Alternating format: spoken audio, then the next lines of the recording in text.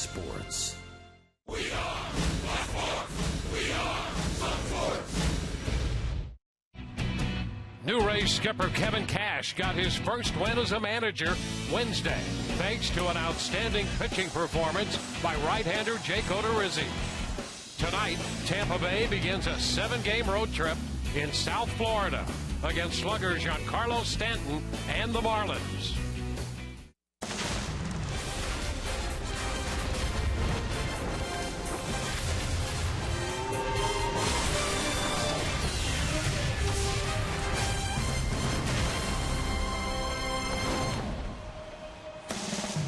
Tonight we greet you from Marlins Park in Miami,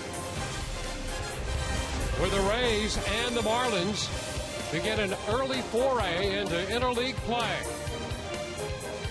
Tonight's Rays Marlins contest is presented by Chevrolet. Hi again, everyone, and welcome to an evening of Rays baseball. First road trip of the year for the Rays. With Brian Anderson, I'm Dwayne Stats. Great to have you aboard. Well, through the first series, this Marlins ball club trying to ignite its offense, and for the Rays, given the situation with the pitching staff and the disabled list, they're going to have to get creative with their starting pitcher tonight. It'll be interesting to see what comes of all of this. Well, it's going to be very interesting, and what the Rays are going to have to do to keep this Marlins offense from exploding is control Giancarlo Stanton. This guy right here, when you think about him, 2 words come to mind: prodigious power, and for good reason. 3 of the last 4 years, he's been in the mid-30s in home runs, including last year, 37 home runs, 105 driven in, an OPS of 950. And when I tell you he's got power, he will cover from foul line to foul line. And with just 3 runs scored for the Marlins in their first 3 games, control him, control this lineup. That'll be up to Steve Geltz, at least for one at-bat, because the Rays are going to get real interesting tonight with the way that they use their pitching staff. They're going to start the game with Steve Geltz. Probably not going to see him in there very long, maybe 2 innings at the max, and then from there try to patch it together. But what we've seen of Steve Geltz here in the early going, outstanding. I mean, he's gone out there, struck out 4 2 1/3. He's shown a good fastball with late life, a little slider, and a split. He'll get the call tonight. He's going to stick with his routine, and like I said, hope to give you 1 or 2. Geltz has never started a game in the major leagues. In fact, he's never started a game in the minor leagues. The last time he started was in high school, and that was back in 2005. He seems nonplussed, however. The Rays' disabled list continues to grow. They're a banged-up ball club early, and for more on that, when we come back, Todd Callis reports.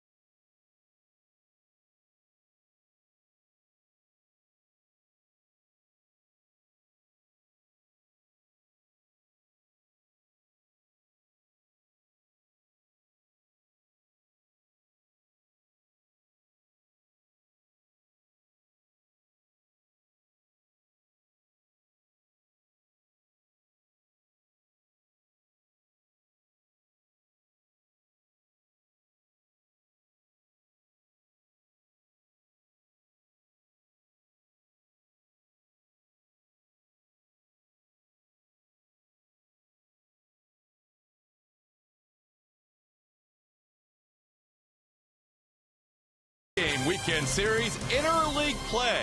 Of course, Kevin Cash has had so much thrown at him already. Why not, in his fourth game as a manager at any level, have to deal with National League rules when really Kevin played almost entirely in his career in the American League. So he's dealing with that, and he's dealing with a lot of injuries as well. The Rays have used the disabled list a major league high so far this year. Look at these names on the DL. You've got a pretty good rotation there on the disabled list with Alex Cobb and Drew Smiley and Alex Colomé and Matt Moore. Of course, more recently, John Jaso was injured. James Loney had never been on the major league disabled list prior. And also Jake McGee, the closer, and Nick Franklin, all currently on the DL. So today, a little bit unusual with a reliever getting the start. Here's why, according to the manager, Kevin Cash. You know what, just looking back at what he's done in spring training, we knew this was going to be a little bit of a tricky situation to kind of navigate through with some of the injuries, and we're just going to kind of let him pitch and see how far he can take us, but he's thrown the ball really well to this point.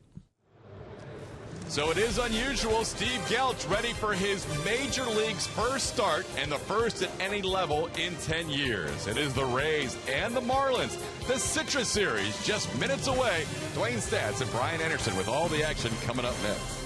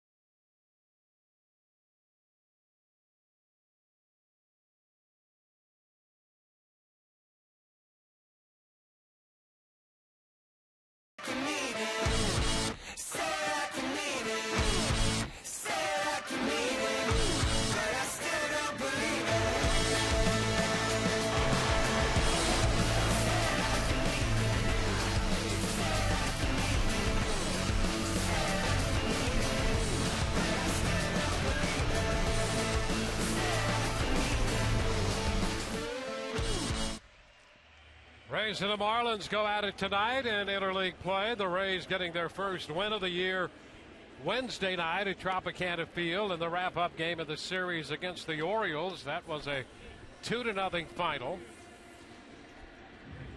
And tonight in Miami, Kevin Cash puts this lineup together, presented by your Southern Ford dealers. Kevin Kiermaier leads it off, Steven Sosa Jr., and then Asdrubal Cabrera, Longoria, Jennings, and Dykstra down the middle.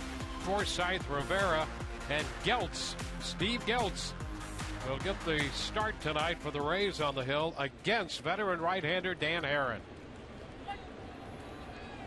And the first pitch of this game, Kiermaier takes a strike call. First pitch presented by Pinch A Penny. When you think of Dan Haren, you think consistency. Headed to second, and Gordon's right there for it to throw out Kiermaier. Now let's take a quick look at the Miami Marlin defense as it lines up tonight behind Mr. Herron. In the outfield left to right, we have Christian Yelich, Marcell Ozuna, and Giancarlo Stanton. Across the infield third to first, Martin Prado, Adeiny Echeverria, D. Gordon, and Michael Morse. Jared Saltalamacchia will be behind the plate. That is the all-name team. Should have done that in waves. Steven Souza Jr. about to step in against Dan Herron, getting his first look at the veteran right-hander. Herron spent last year with the Dodgers. And Herron no longer throws the ball with the same velocity that he used to. In fact, over the last 3 to 5 years, you've seen that velocity decrease by about 1 mile per hour every season. But boy, does this guy know how to pitch. Yeah, absolutely. And that's why he's still around, and that's why he's still effective. It'll be interesting, the Rays lineup. They're going to have to dial it back a little bit because you don't see too many times anymore any pitcher, 84 to 86, maybe going to top at 87. 2 balls and a strike. So many hard throwers in the game. These hitters have to dial it up. Tonight they're going to have to dial it down. Well, he was a 13-game winner last year in the National League with Los Angeles, 13 and 11, made 32 starts. And that's where that consistency comes in. Dwayne, it's perfect. Last 10 years, 30-plus starts, double-digit wins.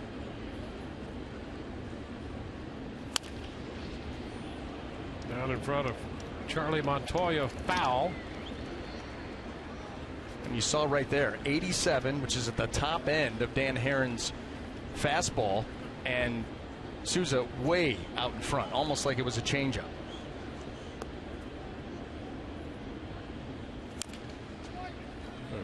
Tapper foul again toward Montoya.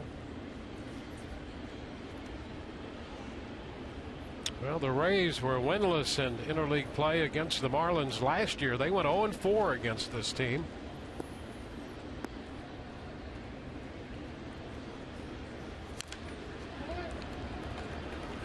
Tapper foul. It's Kevin Cash. Always good to get that first win under your belt, and he did that in that 2-0 victory over the Orioles Wednesday. Great pitching from Jake Odorizzi in that start. He was especially impressive. Souza is out on strikes, and he got it up. Herron got it up to 88 that time. Yeah, 88 miles an hour, but you can see, Steven Souza right here on the swing, just still a little bit out of sync. He was out in front on a lot of those fastballs at 87. I think maybe tried to wait back there and got caught with one that was elevated in the zone. And this is the pitch breakout of Dan Herron with that diminished velocity. Look at how the cutter takes a more prominent role. Asdrubal Cabrera looks at a strike.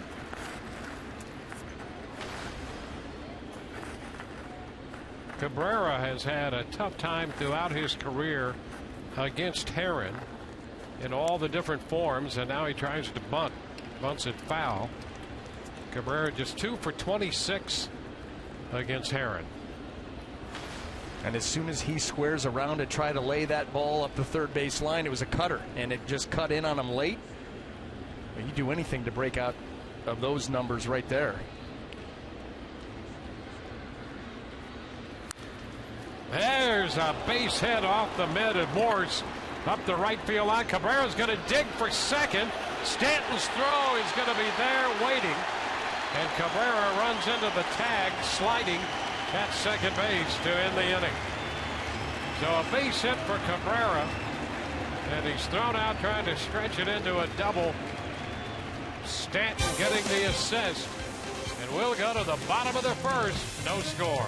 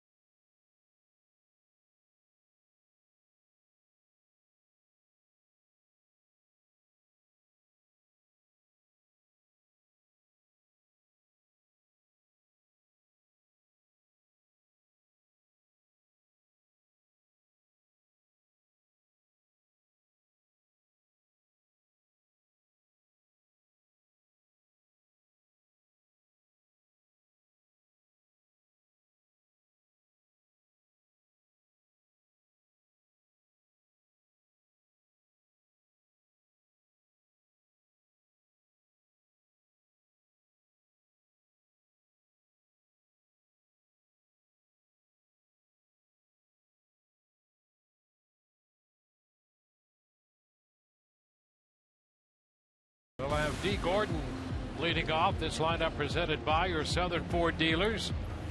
Christian Yelich hits second, and then Stanton third. Morris the cleanup man. Martin Prado's in there at third. Marcell Ozuna in center field. Jared Saltalamacchia catches. Will be the shortstop. And Herron will do the pitching and bat ninth. And Steve Geltz on the hill.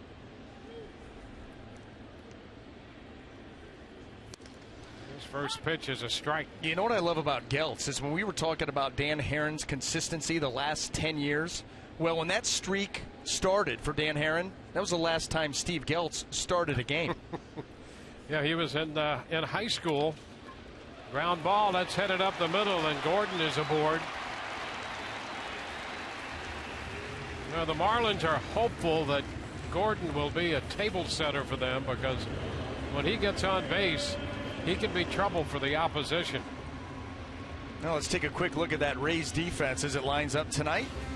In the outfield, left to right, we have Desmond Jennings, Kevin Kiermaier, and Steven Souza Jr. Across the infield, third to first, Evan Longoria, Asdrubal Cabrera, Logan Forsythe, and Alan Dykstra. Rene Rivera back behind the plate. Christian Yelich, young left fielder.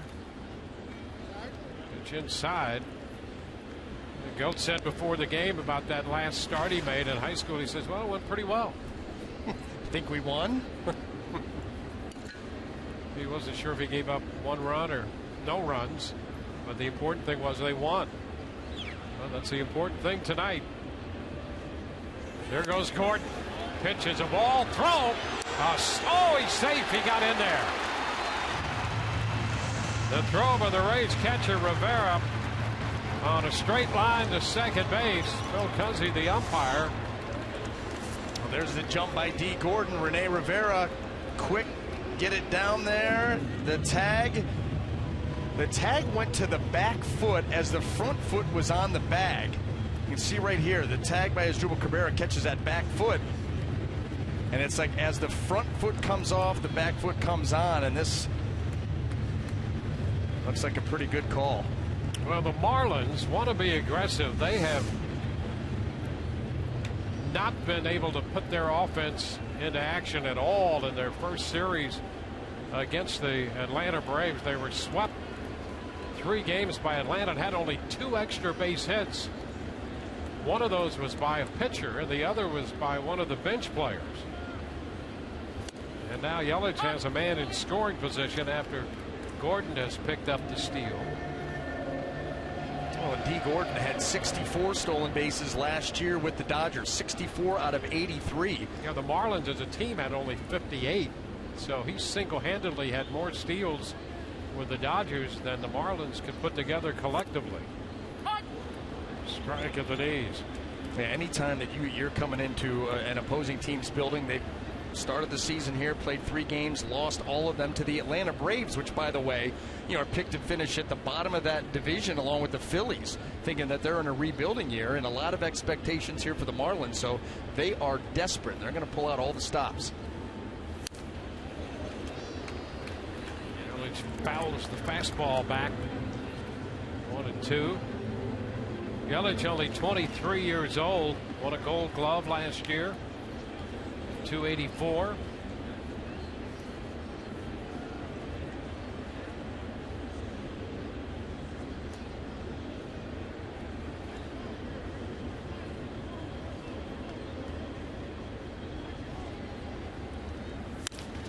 Right back to the hill, and now Geltz will get Gordon in a rundown.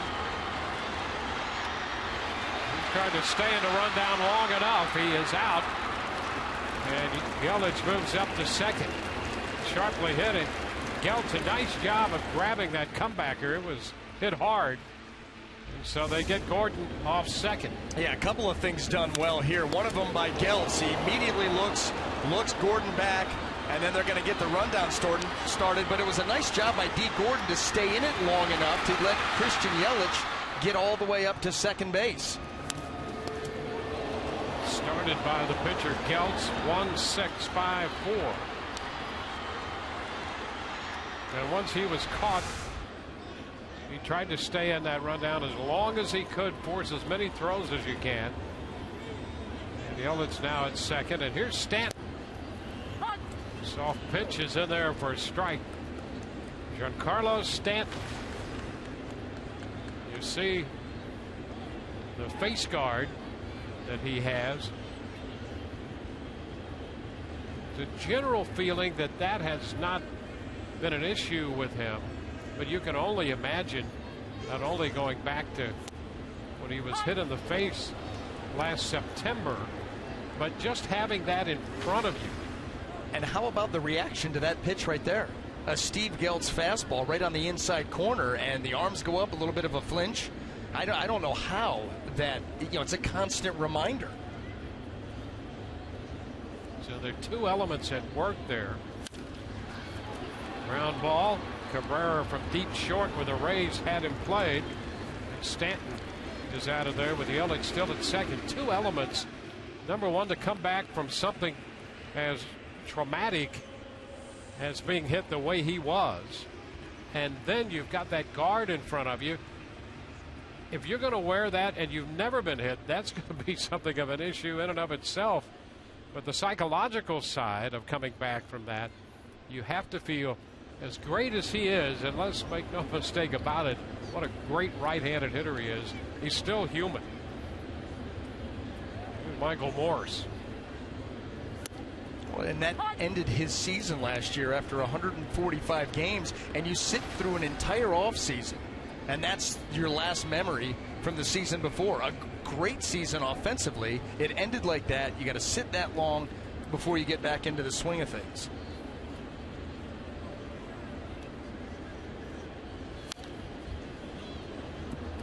Two now. Well, Michael Morse, one of the free agent acquisitions this winter for the Marlins, looking to bolster this club. Another reason why there's higher expectations. Came over from the Giants.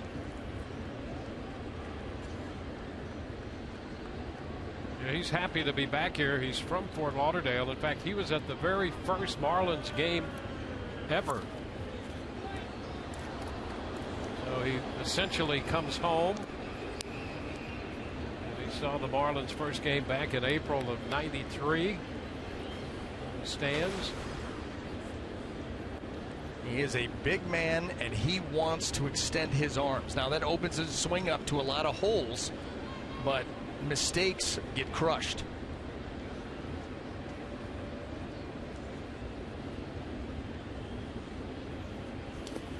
Into the dirt. The runner's going to move to third. Pitch blocked by Rivera initially, but it bounds away up the third base side. A wild pitch charged to Geltz. Was not able to keep it in front. Rene Rivera goes down, slides over, and you can see it hit the corner of the glove off the left elbow and just bounded away.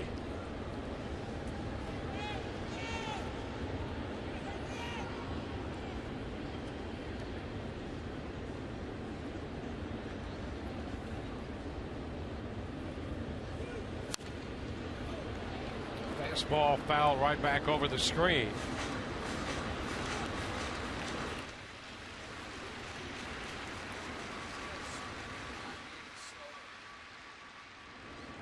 Geltz making the start. His third appearance of the year already. This is the fourth game of the season. He's been out of the bullpen twice and started a game. Last time that happened in the major leagues was 1990. The big left-hander Craig Catteray did that for the Yankees. There's a line drive base hit off the fastball, and Yelich scores to make it 1-0. So the Marlins, who had struggled to score, have a run here in the bottom of the first. Well, we said Michael Morse wants to get his arms extended, and he did just that. He got a fastball on the outside corner, but he's so tall, arms so long, he's able to go out there and reach it with authority.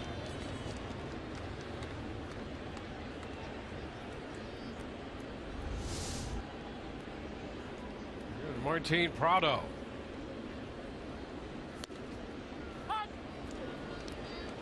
pitch is a strike.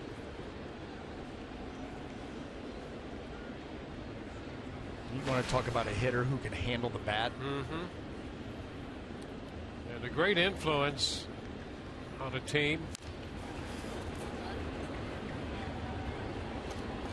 Veteran player who's been in some big markets, has done some big things, and pretty collected with a good perspective in his 10th season.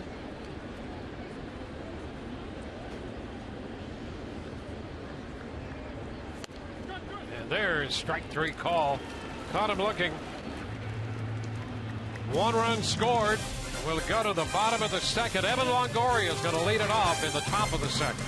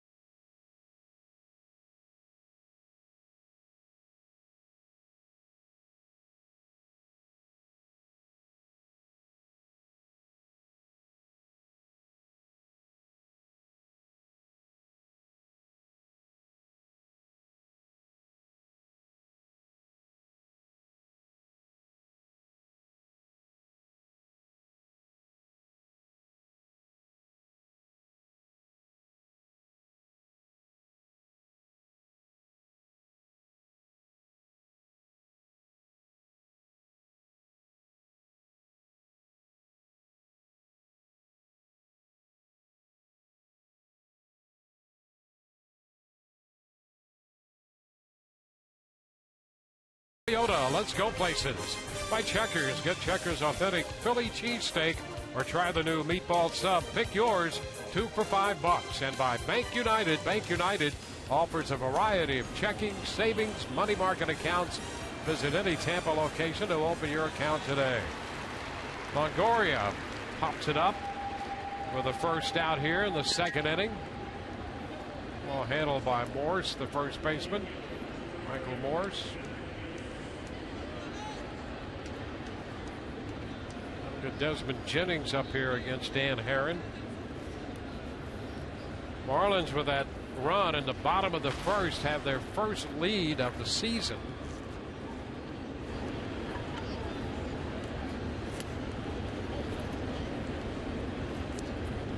Jennings takes ball 1.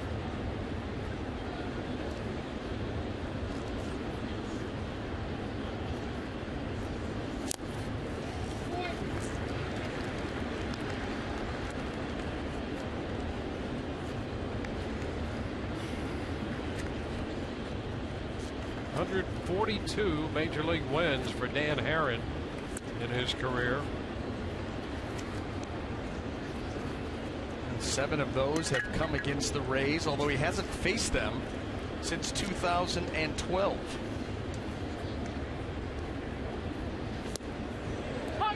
He catches the corner. The count is even at 2-2. One thing that Dan Herron is prone to give up the long ball. The stuff not what it once was, and he doesn't walk many guys either, so he's always around the dish. In fact, his career walk rate is 1.86 walks per 9 innings. You know, it's really a testament to what a crafty guy he can be. You know, a lot of pitchers like that don't have overpowering stuff, but stay around the plate as much as they do. They do tend to give up not only a lot of home runs, but hits. as well. And last year with the Dodgers, he gave up 3 fewer hits than innings pitched. And for a guy whose velocity really is in the mid-80s with that fastball, that's quite an accomplishment. Stanton over, but that ball's going to be out of play. We'll see another 3-2 pitch. Yeah, that's a great combo and a great point. You know, usually you see those guys 186 innings, going to give around 200 hits. He gives up 183 and then only walks 36. So he just limits base runners. And that's just by moving the ball around the zone and lulling you to sleep. High fly ball toward left center. Ozuna's there, and he makes the catch. Well, one thing the Marlins certainly have is a great outfield. When you look at Yelich, who's won a Gold Glove, they got Ozuna, he can cover ground, and a great arm in center. He sort of gets overlooked, I think, by a lot of people as to just how good an outfielder he is and all around what he brings. And then Stanton, of course, in right field. Oh, we got to see Stanton, you know, show that arm off in the first inning, cutting down his Drupal Cabrera at second base.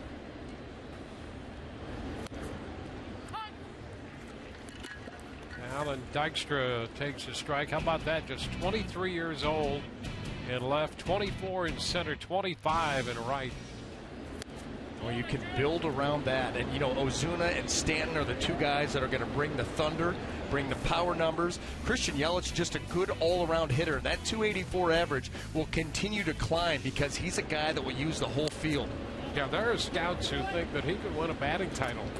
In fact, when they talk about him, and you look at him as he's spread out up there and he stays back on pitches, he gives you a little John Olenrud from time to time up there with the way his approach is to hitting, and a very good eye.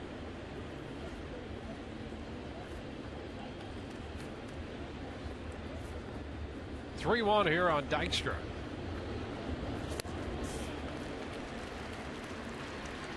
Now full count. You know, we've seen this and talked early on about the Rays lineup having to dial it back a little bit. You know, these are 87-mile-an-hour fastballs, and we've seen swings where you think the pitch is a changeup. They're so far out in front of it. Fly ball lifted to Yelich in left. The Rays are up and down 1-2-3 in the second through an inning and a half. 1-0 Miami.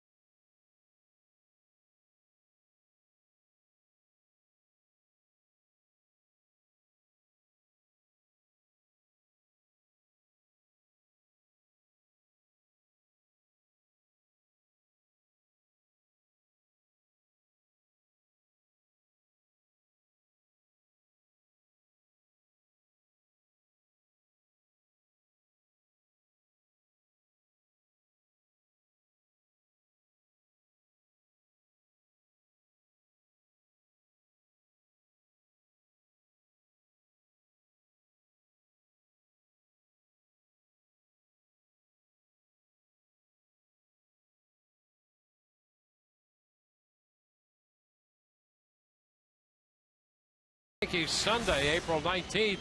Kids 14 and under receive an Evan Longoria rubber duck while supplies last. For tickets, call 888-FAN-RAYS or visit RaysBaseball.com.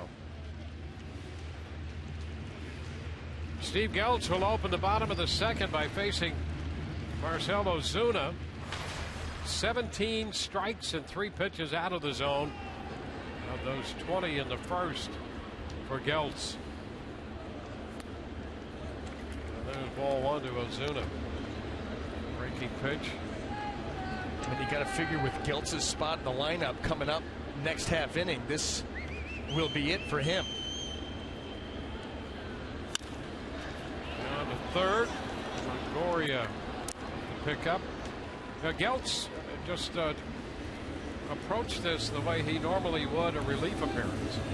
He stayed in the bullpen. A lot of starters will get that early start and then come to the dugout. He says he's just going to stay in the bullpen and come in from there as he normally does. Yeah, the weird thing about it was he was sitting down there for like 2 hours before he got up to warm up to really simulate what it's like for him coming into a game. Saltalamacchia, which is low to him.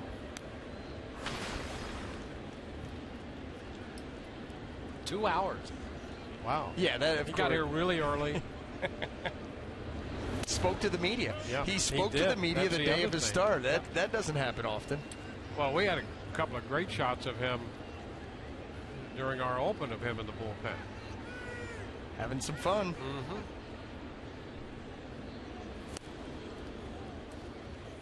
Two and one. I mean, this is just another day for him. Look at that. You know what? It's Geltzy being Geltzy.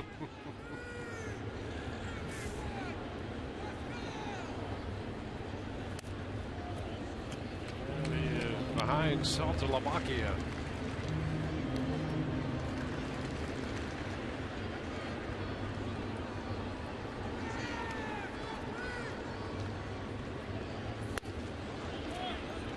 Misses, so he gives up a walk to the Miami catcher, and Ramirez is up in the bullpen now for the Rays. Erasmo Ramirez.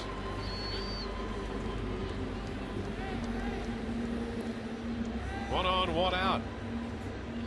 Echeverria, the shortstop.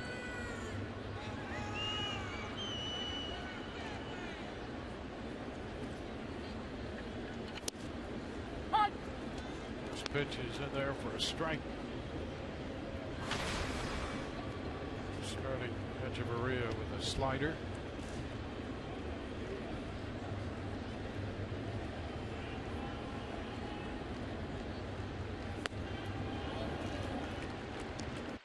One and one.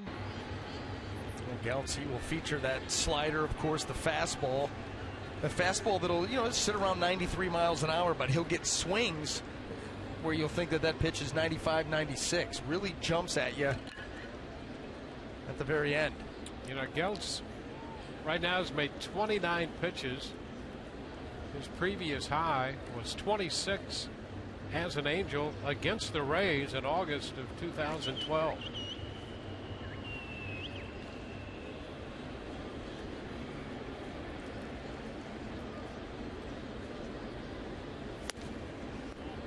Well, and the Rays want badly for Geltz to get through this inning. Your only other option is to bring Ramirez into his spot, which then that would force Ramirez to have to hit next inning. They want to avoid pitchers hitting tonight, if at all possible, or a double switch, and you don't want to start to burn the bench That's already. Right. So if Kevin Cash wanted to manage, boy, he's going to get his chance tonight. Given all of this. Ground ball toward the middle. Forsythe, nice feed out at second. Forsythe, a good job to get that lead out on the toss to Cabrera. Yeah, that was very nice. Logan Forsythe kind of unheralded out at second base with the kind of range that he will show you. A lot of it, he's positioned well, but he's a good athlete out there. He got to that ball coming up the middle and made a nice flip to Cabrera. And now Dan Herron.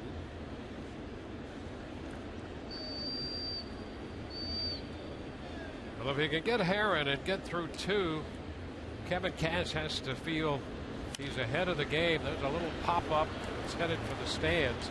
If you think about it, you've got Geltz and, of course, Ramirez. They have Andriese, both starting pitchers essentially in their careers. And, well, why start Geltz?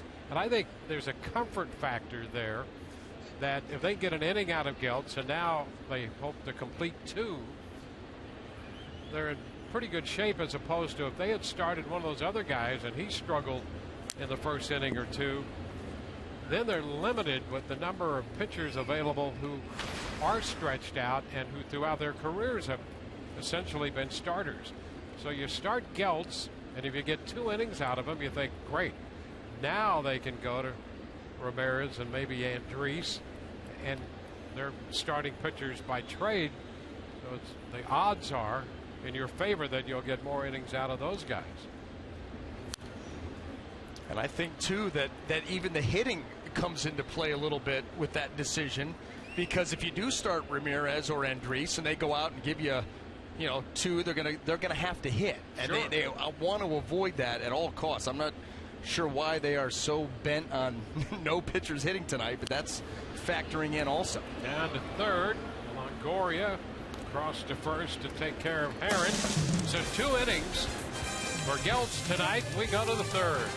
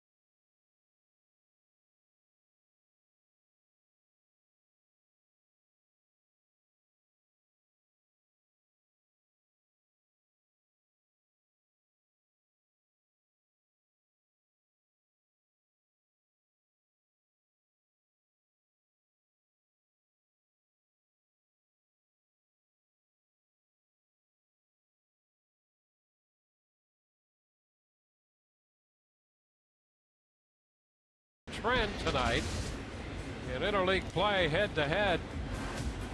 You see the Marlins dominated early, and the Rays dominated from 06 through 13. And last year, we mentioned earlier, the Marlins won all 4, and so the Rays need a win tonight to get this Citrus Series all knotted.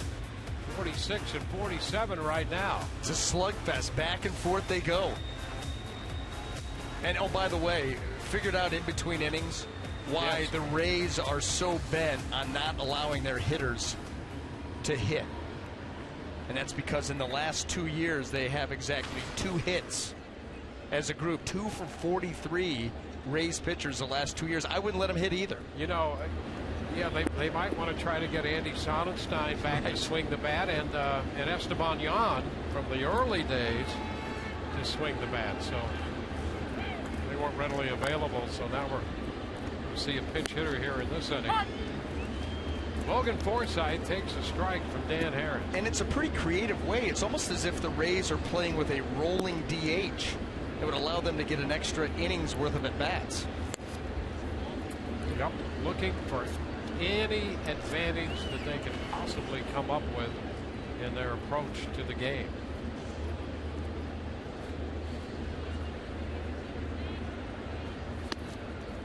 And you thought coming to the ballpark anymore, we wouldn't be surprised.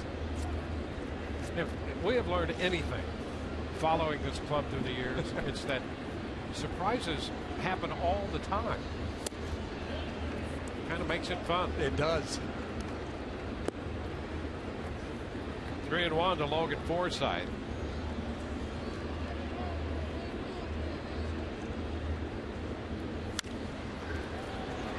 Moves it into right. Stanton. One away.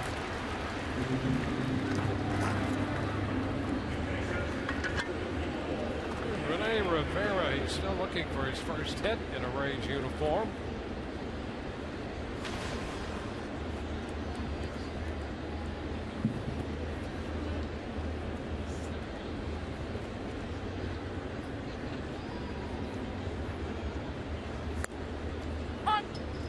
Pitch to Rivera is a strike. With that little cutter slider hybrid, Dan Herron right now is spotting it very, very well down and away. You see right there, once he jumps ahead, he'll just take it a little bit further off the plate and see how far a hitter's willing to go.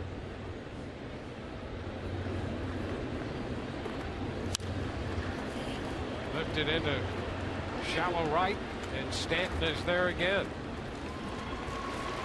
We talked about what the fastball must look to these Rays hitters like. What about the changeup? When he finally does throw that changeup, 80-81. Yep.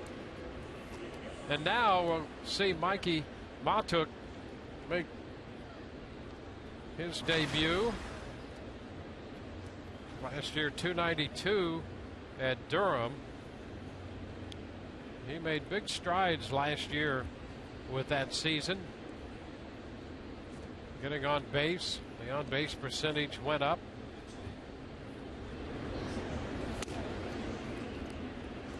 And he takes the pitch upstairs, 1-0. And his family made it. They were in Gwinnett for the AAA opening and made a hasty move to get down to Miami. His mother there and his sisters. And there they are. Enjoying every minute. Well, you don't want to miss something like this when you get that call to come to the big leagues.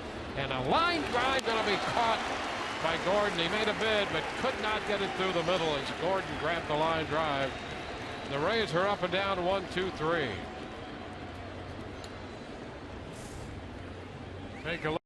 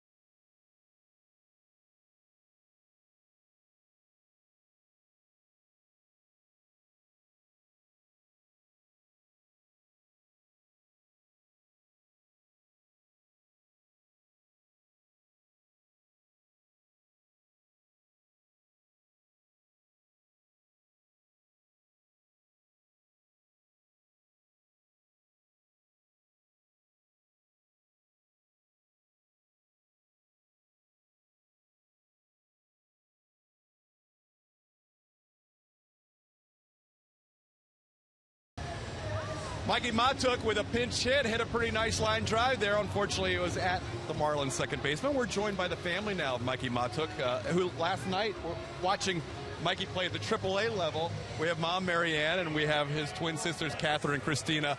First of all, this is tell us about the last few minutes. That's a huge moment of your life, wasn't it? Yeah, we're pretty nervous, shaken a little bit, but we've been waiting for this moment, and it's just been surreal but wonderful, an amazing 24 hours. You know, you anticipate it, but it's just never kind of exactly what you think it's going to be, but amazing, something that we've waited for a long time. D. Gordon with a line drive single to start the third inning here for the Marlins. Tell us about when Mikey left the clubhouse yesterday and broke the news to you. Okay, well, we were, my twin daughters, Catherine and Christina, and I went to Atlanta for the AAA opening weekend, and it was their first game last night. It was wonderful. We had a fabulous time, and after the game, we waited for him as we usually do, and he walked out of the clubhouse, and he had this unusual look, and the first thing I'm thinking is, what happened? Did you get hurt? And he grabbed me and put his head in my neck and started crying and said, they called me up. So it was truly an amazing moment, memorable moment for us. You guys are quite a family. You've raised 3 little ones at an early age because Mikey, as we know, lost his dad at an early age. He still writes 54 on his cleats. And then 54 pops up on his first at-bat, right? How crazy is that? Steve Geltz's picture was still on the big video board, and the big number 54. So you feel like... I mean, angels in the outfield. Angels in the outfield. Well, congratulations on living a dream and making it to the ballpark tonight. Thank you. Enjoy the rest of the game. Amazing. The stadium is spectacular. I mean, we're in awe. I mean, it's just... The twins and I said all day, we're in our happy place. Congratulations. We're in our happy place. Congratulations to you guys, too. All right, guys, back to you. Yeah, it's always a special moment, and Todd right there to document that. Call to the big leagues. Not easy to get there, and when you do, it's a special moment indeed. 2-1 the count to Christian Yelich. And now Ramirez is behind him, 3-1. Gordon at first. We've already seen what he can do in the stolen base department.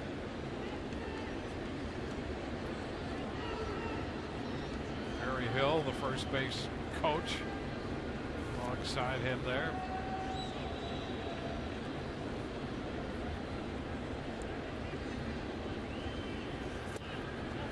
And that's ball 4. Ramirez gives up the walk. And the Marlins have 2 men on with nobody out, and Stanton coming to the plate. Rush that delivery on that pitch, and not the situation that you wanted to find yourself in. And conversely, this is what the Marlins envision this offense to be, to have a stable top end. You know, you got D. Gordon as your leadoff guy now. Christian Yelich hitting second in front of Stanton. I think he had 12 or 13 two-hole hitters in front of him last year. And that pitch hits him.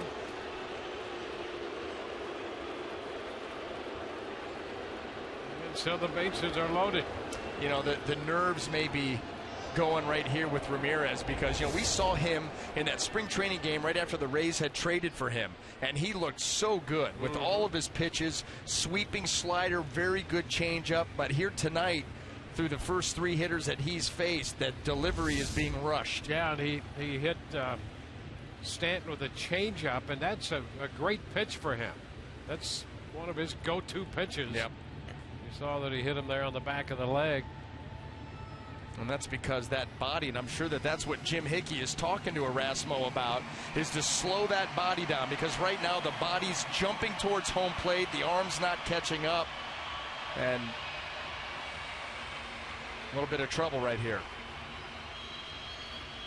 Michael Morris, who drove in the run in the first inning, is in the box now with the bases loaded.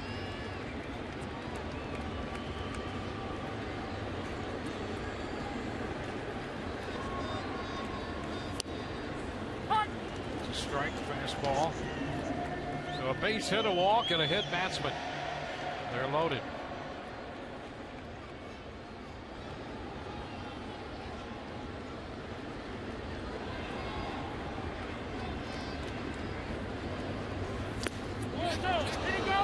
He did go. Jerry Davis, the crew chief down there, confirms that he did offer. And that was another changeup, and Michael Morris trying to get it started early, expecting heater. And you can see that he did not hold up in time. Now, if you're Ramirez, you're thinking, how can I wipe him out? Bases loaded, nobody out. You get to 2 strikes, and you're thinking, punch out.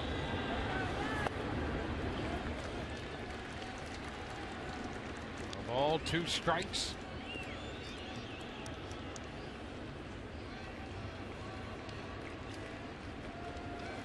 This is filled with Marlins.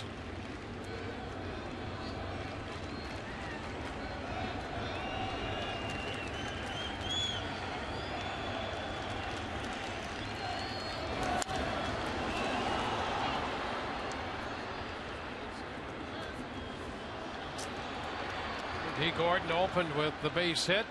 A liner into left. Yelich then walked.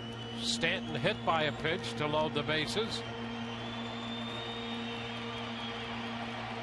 Michael Morse laid on the fastball. Fouled it away.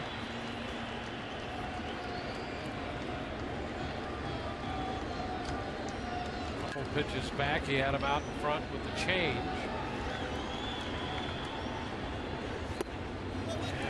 Low. He tried to change up there. And the count is 2-2.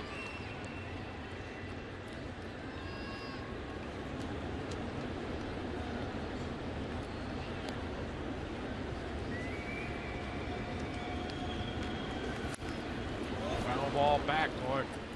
Big rip at the fastball.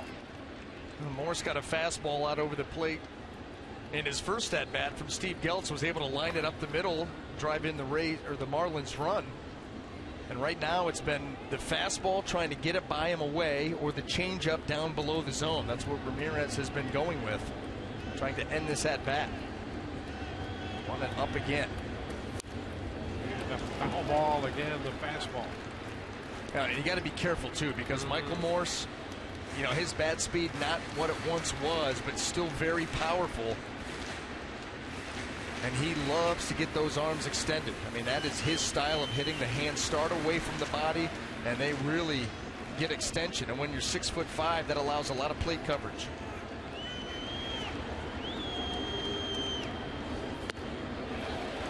Too low. He lays off. You know, he took that check swing at the first changeup that he saw down in the dirt. And since then, he's onto that pitch, recognizing it. Ramirez has gone to it twice and got no result, no good result. Ground ball third. Longoria takes it to second out there and over to first for the double play with Gordon crossing the plate. So a double play ground ball. Yelich goes to third. Well, right here, the Rays would take that 2 for 1, and pretty textbook. Longoria, a nice feed to Forsythe, and Forsythe finishes it off.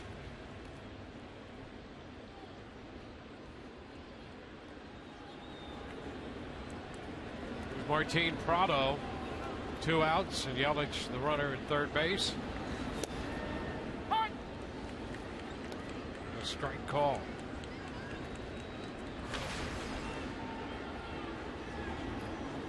Ramirez worked in that exhibition game against the Tigers. Chopper to short. Ramirez's throw is right there. They limit the damage. Just 1 run scores after the bases were loaded with nobody out. 2-0 Miami.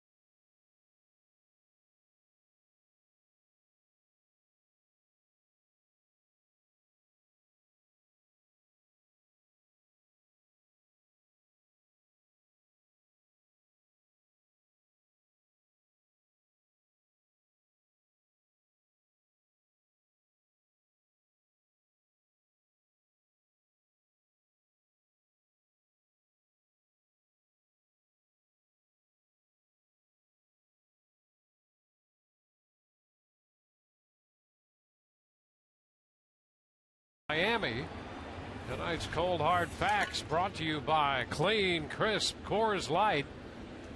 Well, the Rays getting younger all the time, especially with the injury situation. 7 rookies on their roster. The Marlins, a goose egg in the rookie department. Kiermaier running up on that first pitch and taking it for a ball.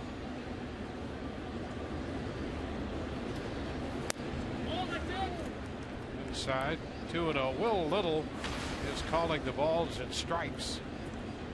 Young umpire out of Tennessee.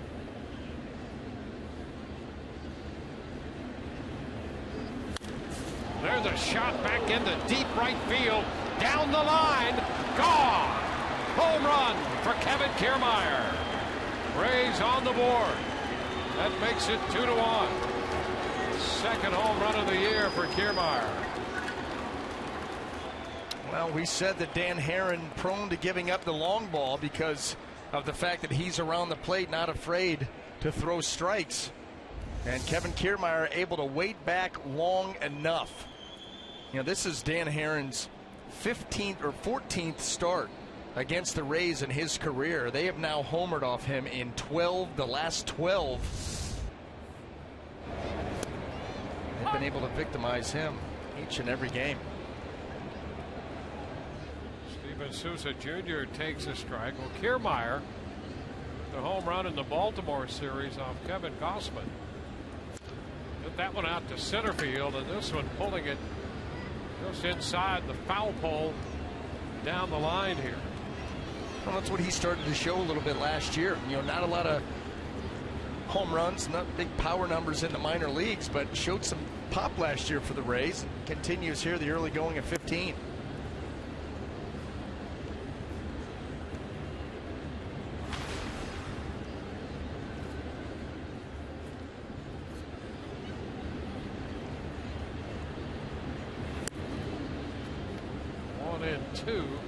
This ballpark, Marlins Park, really not a home run friendly ballpark.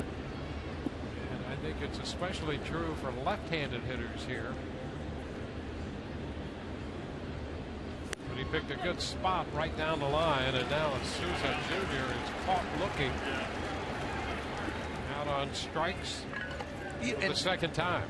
And with the roof closed, even tougher. You know, you can understand why you would need a roof down here in Miami, and any ballpark really in Florida. You see him get frozen by that fastball, but you look down the line, left field line 344, then out to 386. It peaks out at 418 in center field. I mean, you've got to really catch one clean. 392 in right center and 335 down the line. That's a big outfield.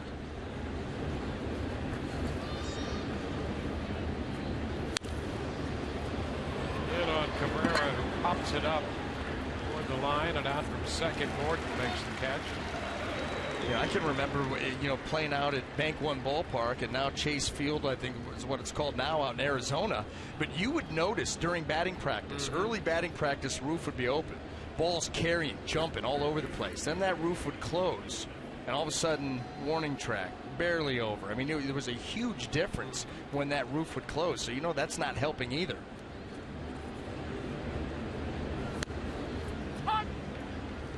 Takes the first pitch. Fastball for a strike.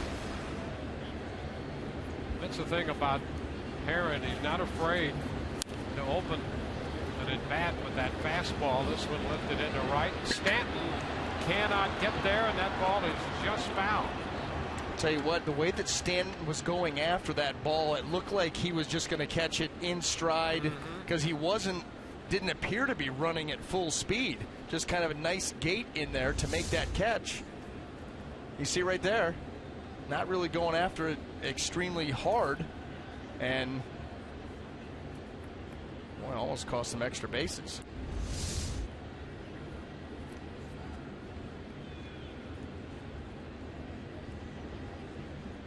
Two strikes here to Longoria. She's been fouling that one to stay alive.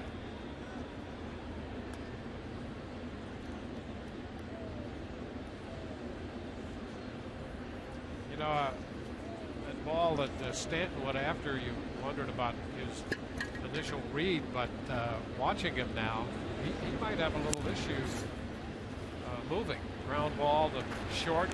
Kiermaier throws out Longoria. So Kiermaier gets the Rays on the board with his second home run of the year. This one right down.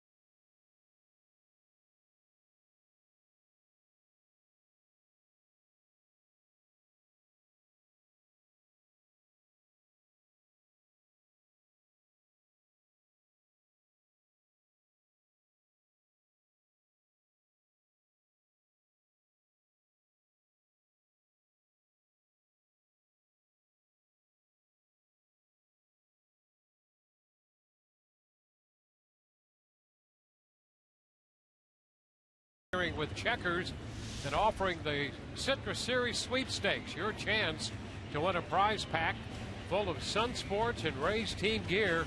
Here's how to enter. Tweet hashtag biggest Tampa fan and hashtag sponsored to @SunSports Fox FL. And at the end of this series, one random winner will be selected for our grand prize.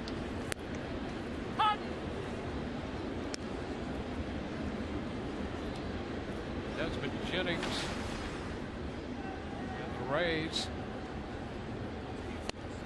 It's a 2-1 ball game. Jennings moving a little bit to his left there with Osuna leading it off. Jennings, Kiermaier, and Souza in the outfield.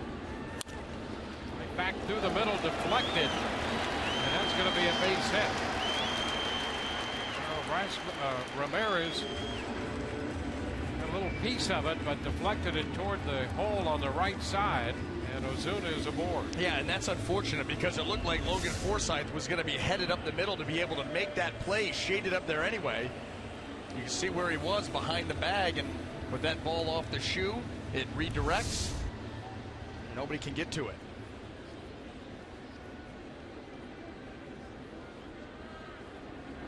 Jared Saltalamacchia.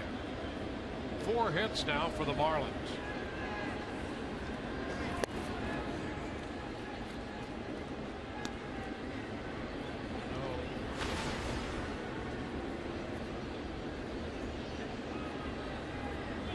Saltalamacchia walked his first time up.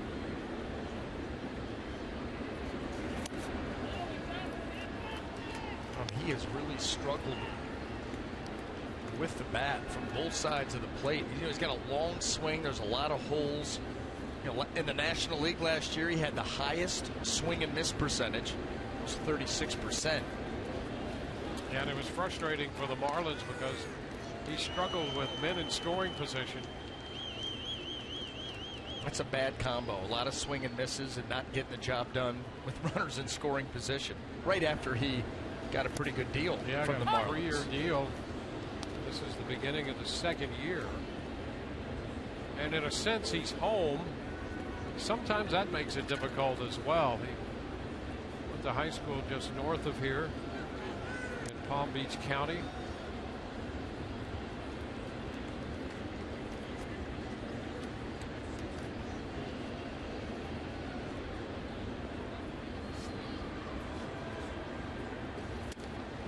Good ball 4. Well,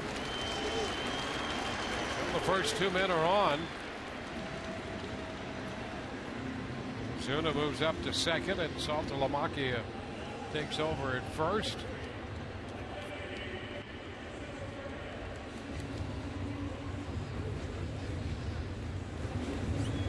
Now the shortstop, the 8th place hitter, Echeverria, about to step in.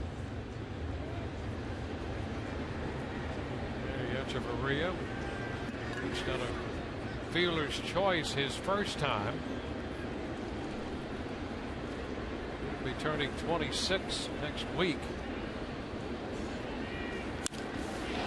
Strokes it toward the gap into left center field. Cut off by Kiermaier, but here comes Ozuna. Now the ball loose in the outfield. A turn at third. Saltalamacchia will hold, and Echeverria winds up at second in what is now a 3-1 game. Yeah, and Saltalamacchia had a chance to score on that play because of the ball getting away from Kevin Kiermaier. But he kind of eased up coming around third, was being waved home, and then pushed back. Here's the pitch. A breaking ball out over the plate. Echeverria gets good extension, and then this is what happens here. Out of the glove, then it gets kicked right there. Saltalamacchia kind of pulling up, trying to restart the engines, but forget it. Nobody out, get him back to third, and I got second and third. Nobody out, infield in, pitcher at the plate. Aaron hits it on the ground to Longoria. He's out, and it'll be second and third with one away now. Well, the Rays trimmed the deficit to 1, but it's 2 again.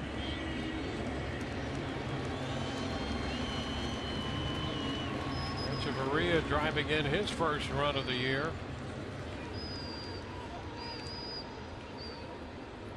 And the Rays going to keep that infield close. D. Gordon up here. Good speed in the batter's box. He's 2 for 2 tonight.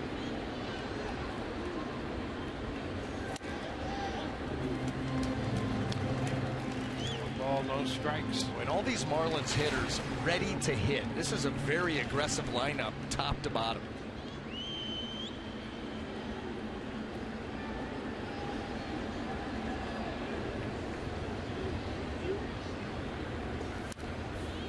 Foul back, they give Echeverria a double, so they pick up an extra base hit. We mentioned coming into this game through the first series, they had a grand total of 2 extra base hits, and one of those was a double by Henderson Alvarez, the pitcher. 2-1 now, the count on Gordon. You know, Kiermaier made a great effort to get to that ball and cut it off. If he comes up with it, he probably holds Echeverria to a single. But once it popped away, no play anywhere. Now 3-1 on Gordon.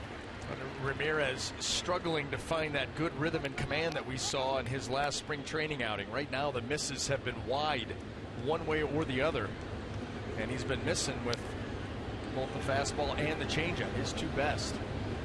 And he walks Gordon. Well, there's 3 walks he's given up and a hit batter to go with 3 hits.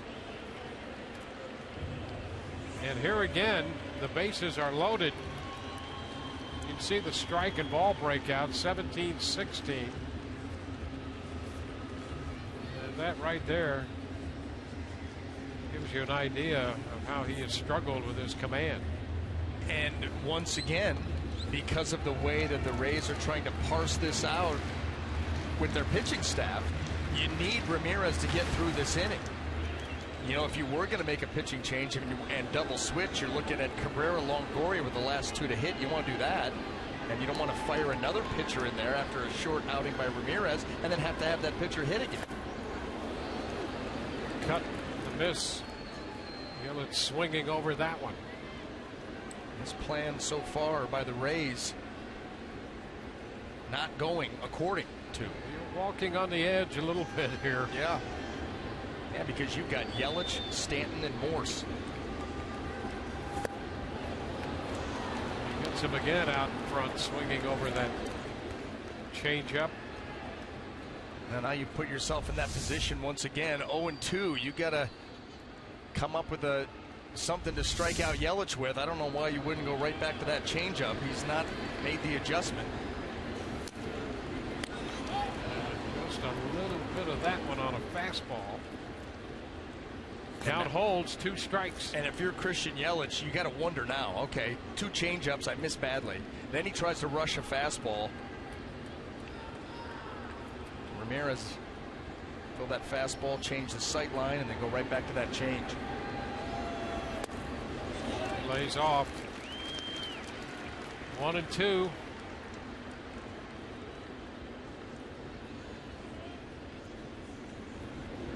Ramirez has just not found that comfort level that he did in that Saturday game, the exhibition game against Detroit. And a liner base hit up the middle. Saltalamacchia scores. Echeverria is going to score. That's 4 runs. Charged down to Ramirez. And that makes it 5-1. I think Christian Yelich just able to recognize that pitch and able to go out there and get it. Didn't get all of it, but he lengthens that swing off the end of the bat. Logan Forsythe thinking maybe he's got a shot at it out there. That was the difference. Just over top of that glove, and 2 more come in. Here's Stanton. Giancarlo Stanton hit by a pitch with a changeup his last time. And the fastball in, and he checked in time. Stanton grounded out to short in the first. Rays need a ground ball to short here.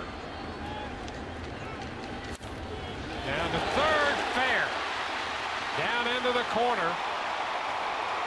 Gordon scores. Yelich crosses the plate on the double by Stanton. And Ramirez having a tough time of it. 7-1 Miami. Well, with Ramirez struggling with his command, he's just not been able to establish anything. And when you don't establish anything and you stick with a lot of off speed, that's just not a good combo. This one stays middle of the plate in, and even though Stanton was out in front, he's able to sneak it by Longoria up the third base line over the bag. And this is the nightmare scenario for the Rays plan. Yep. Coming to fruition right here. You could see on Longoria's face when that ball was called fair. He knew what that meant. Leading to a 6-run deficit for the Rays.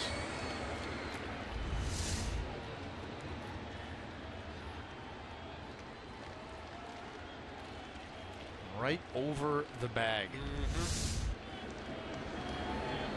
And the ground ball by Morse into right. That's going to score Stanton.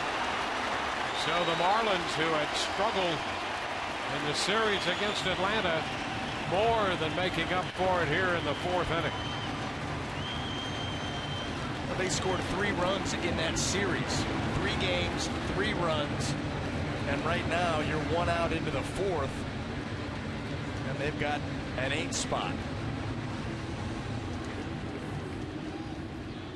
Jim Hickey heads to the mound. You know, this game gets out of hand, and right now it's out of hand. Then all that pitcher's not hitting out the door. You can't burn up your entire pen in this one game. Especially because you play tomorrow and Sunday, then you go right to Toronto, 4 straight. Then there's not a lot of days off coming up.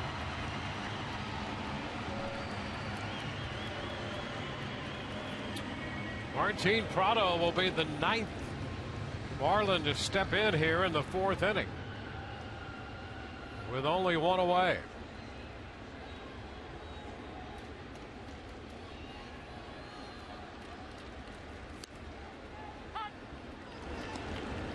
Strike. Boy, that mound can become a lonely island. for Ramirez right now.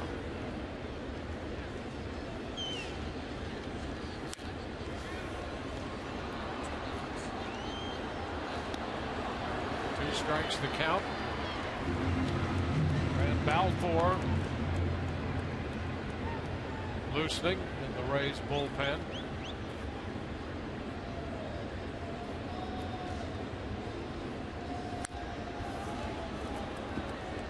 Pitch out over the plate.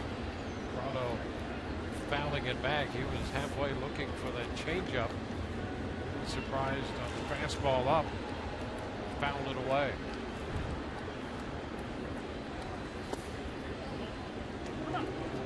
One and two.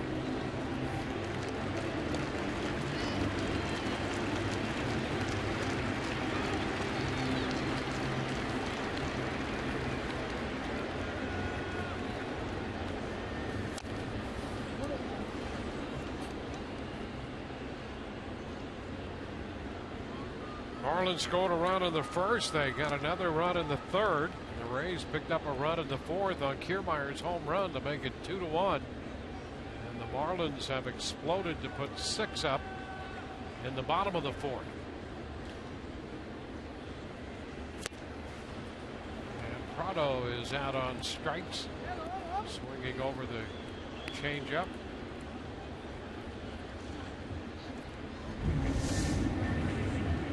There's the grip by Ramirez, and that's a good one there. He keeps it low and out over the plate, tantalizing. And Prado just out over the top of it. You know, he's tried that a number of times. And you got to give these Marlins hitters credit, because early in the count, they're missing those pitches.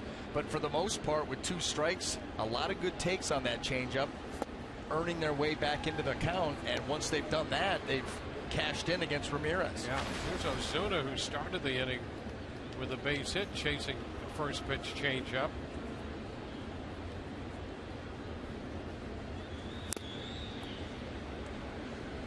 Two now. And you saw Morse do that in the third, and then you saw Yelich do that when he fell behind in this inning. He wound up driving in 2 runs with a single. And Ozuna is out on the fastball, strikes out. But a big inning. We're through 8, or through 4. 8-1 Marlins.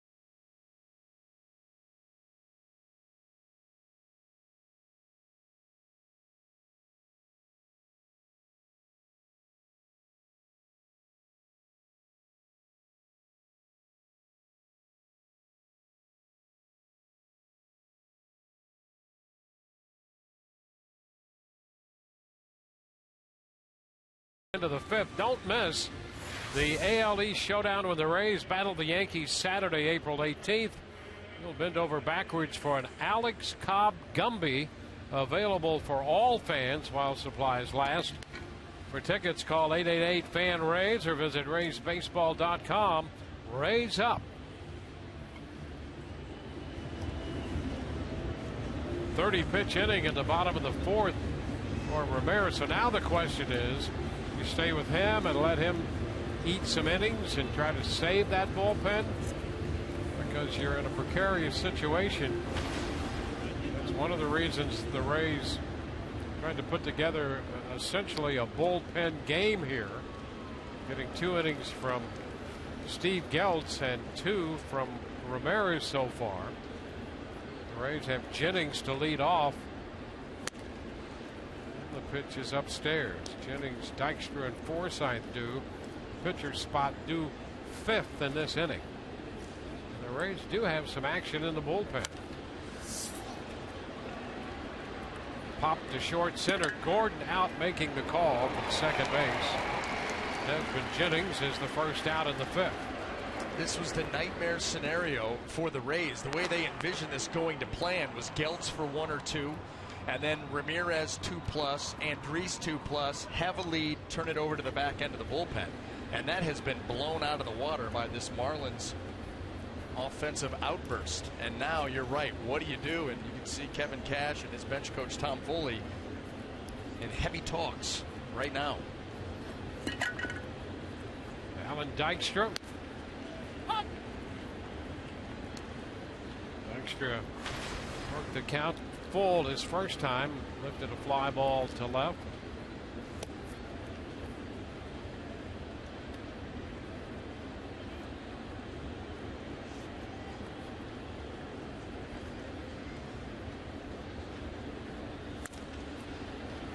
Ground ball, and Gordon on that right side makes a nice play. Marlins using the shift. And Dykstra is out. And what that does, Dwayne, is all of a sudden you've got the shortstop Echeverria up the middle. That allows D. Gordon to move over in that hole. And he's over, you know.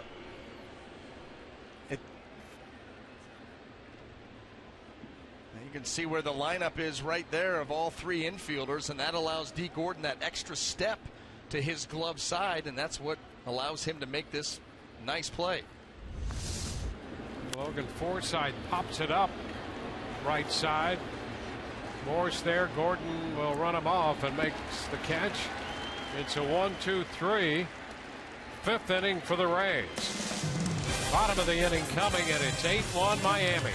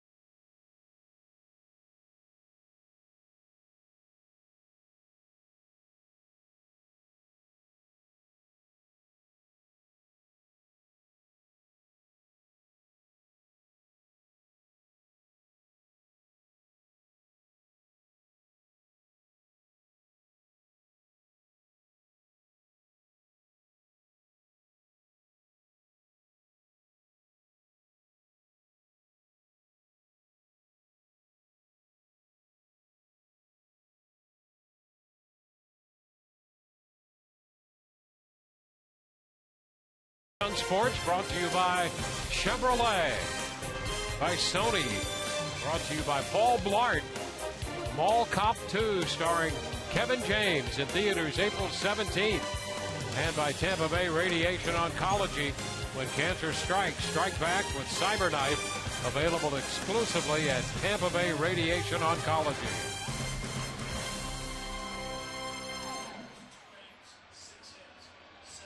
Well, the Marlins offense has come to life tonight. As we go to the bottom of the 5th inning, they have built an 8-1 lead. Grant Balfour takes over on the mound for the Rays, facing Jared Saltalamacchia. First pitch misses. Ball, no strikes.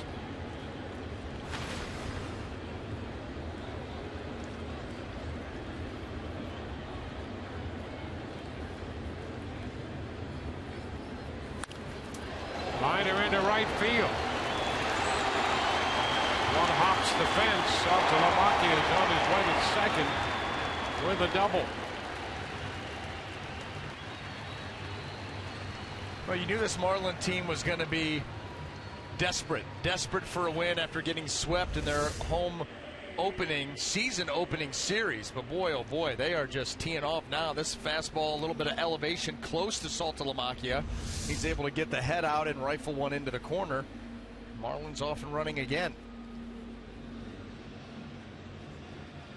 Well, the Marlins have had base runners in every inning. They've scored in 3 of the first 4 and have a man in scoring position with nobody out in the 5th. For Danny Echeverria.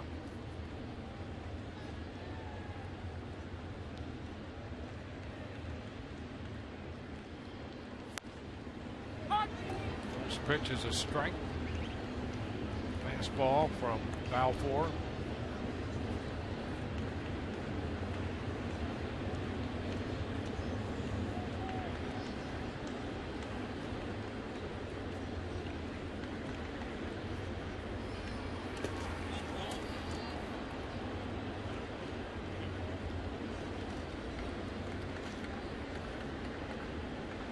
Miami hits. Ramirez for 2 innings gave up 7 runs on 6 hits.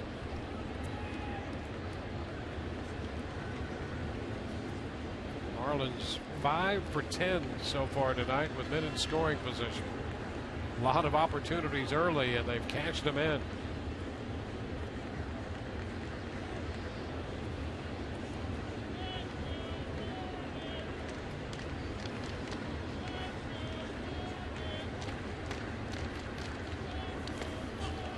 Bounced in. 2-1.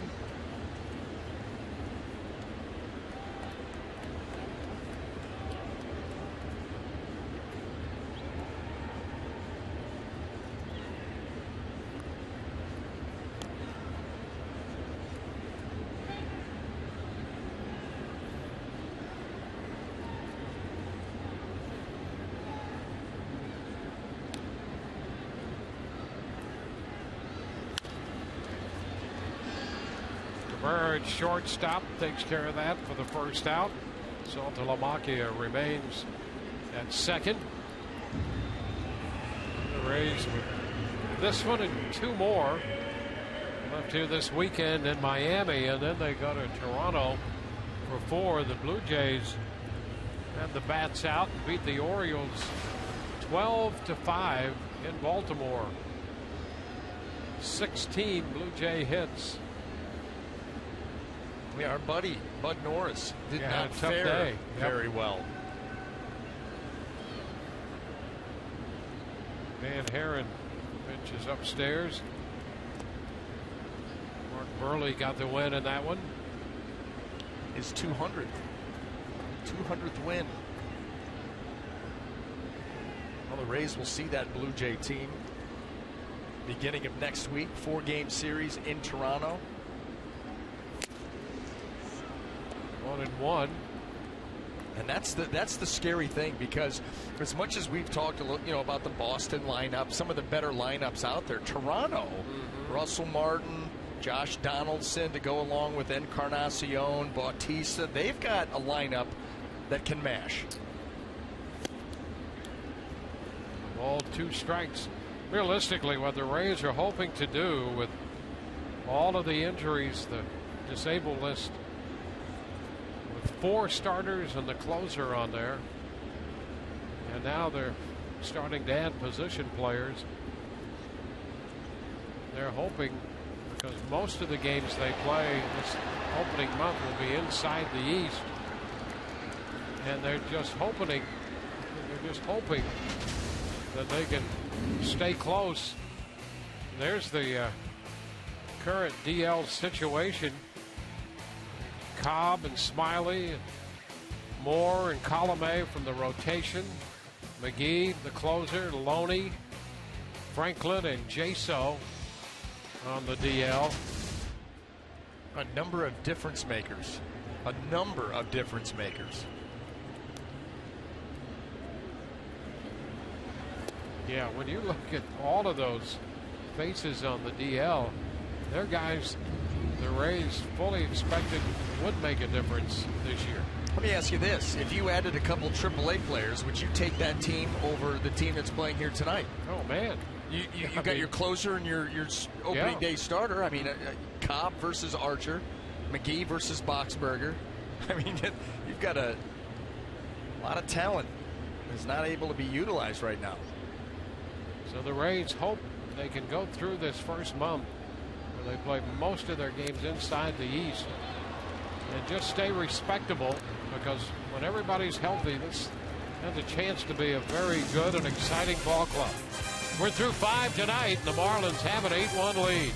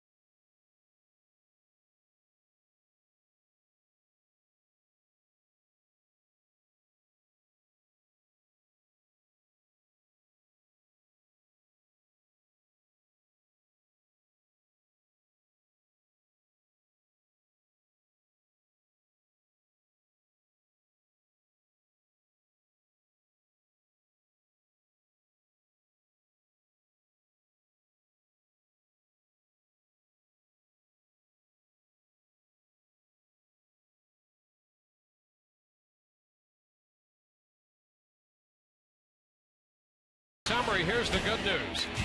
Kevin Kiermaier hit a home run in the 4th inning to make it a 2-1 deficit.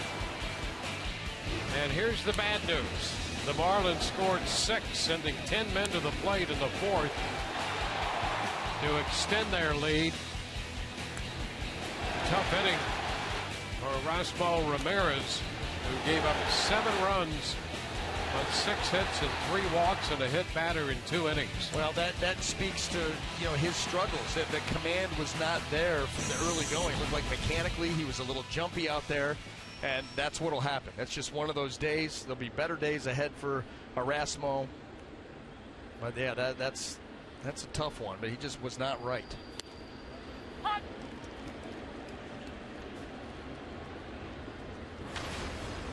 The Rays have Rene Rivera leading off the 6th.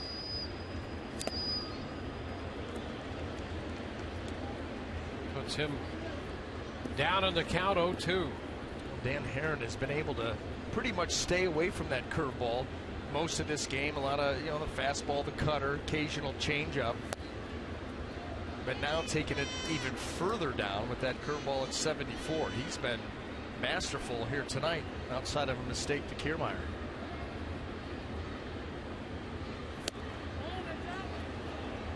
Missed by much there, and it's 2-2.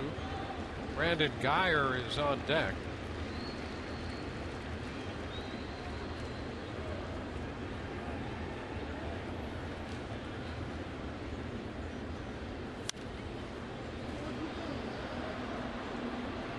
got 2 innings from Steve Geltz. He gave up a run on 2 hits. 2 innings from Ramirez, 7 runs. Balfour worked the 5th.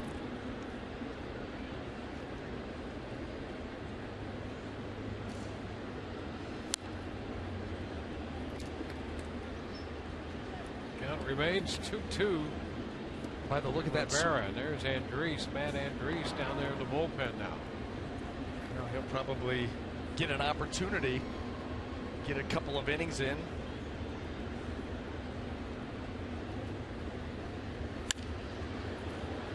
Into center.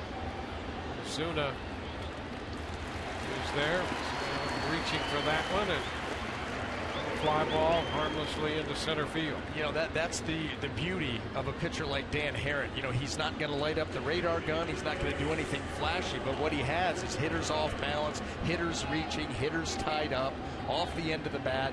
It's about missing the barrel, and Dan Herron has been fantastic at that for the past decade. Brandon Guyer, there's a base hit. Wasting any time. Jumped on the first pitch fastball, and so Guyer is aboard with a base hit. Well, you know, Dan Herron is a strike thrower, and with a 7-run cushion, you know he's going to be coming right after you. So Brandon Guyer rolls off the bench, ready to go, and laces one up the middle.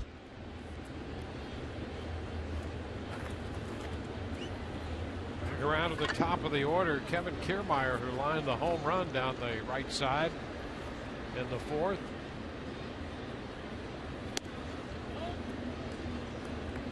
Ball 1 too high.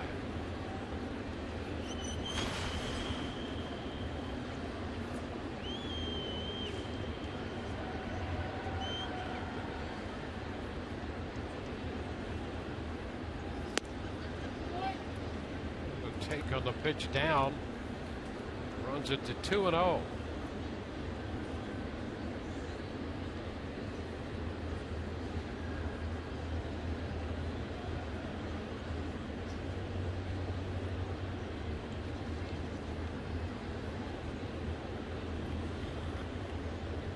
At 34, making his Marlins debut.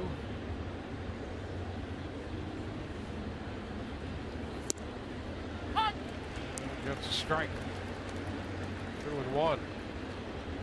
Boy, he has been economical with those pitches. You can see the pitch count inning to inning. Just 6 pitches in the 5th. 11 so far here in the 6th.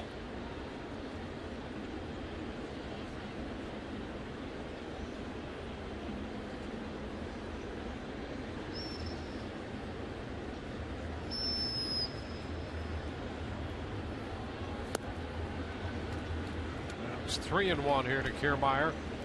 Starting the 3rd time through the order, Herron. And in the 6th inning, as you pointed out, starting to see a couple different pitches. He broke out the curveball. Full count. When you look at Dan Herron's breakout of his pitches, one thing that jumps out at you is he keeps a pretty good mix. You know, he's not overly predictable. You know you're going to see the cutter a lot. Fastball, occasional changeup, but he mixes them well. There's a base hit through the right side. Pushes Guyer up to second base. Well, Kiermaier has himself a base hit. You know, he had the double and the triple and a home run and then a second home run and now a single. Nice job of staying short to the baseball and trying to crowd him there a little bit with the fastball. Pops it in the hole. And the Rays have a little something working here. Hey, listen, the Marlins broke out in a big way quickly. And the Rays now with 2 runners aboard, 1 out, and you're starting to get in close to the middle of that order. Maybe the Rays can answer. Steven Souza 0 for 2, a couple of strikeouts. And he takes a ball. get into this part of the lineup, and there is a little pop.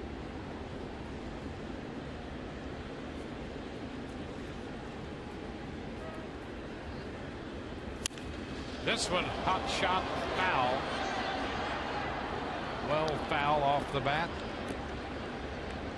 Right on time. I'm going to try to keep that fair, but that's what Steven Souza can do. And the key for him is to stay with a short, compact stroke, and that's tough to do. Being a bigger guy has a tendency that sometimes that swing gets a little bit long, but when he stays short and compact, the ball will jump off the barrel. And he checked in time. It's 2-1. You saw David Phelps throwing in the bullpen. Here's a look at the check. Right up to the borderline.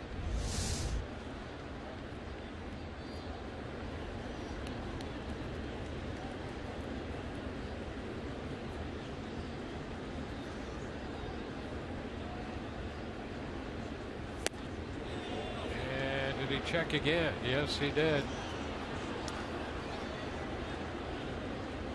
3-1 here.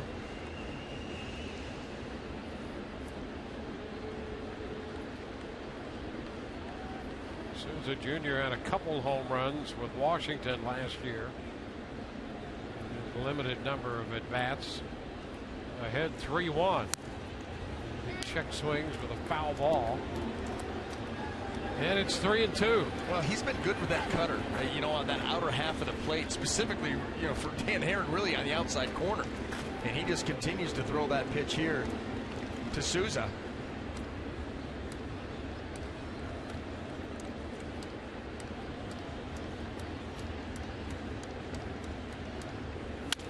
Ground ball handled by the shortstop, Echeverria. They get the double play, 6-3. Rays put a couple men on, but leave a man and trail 8-1.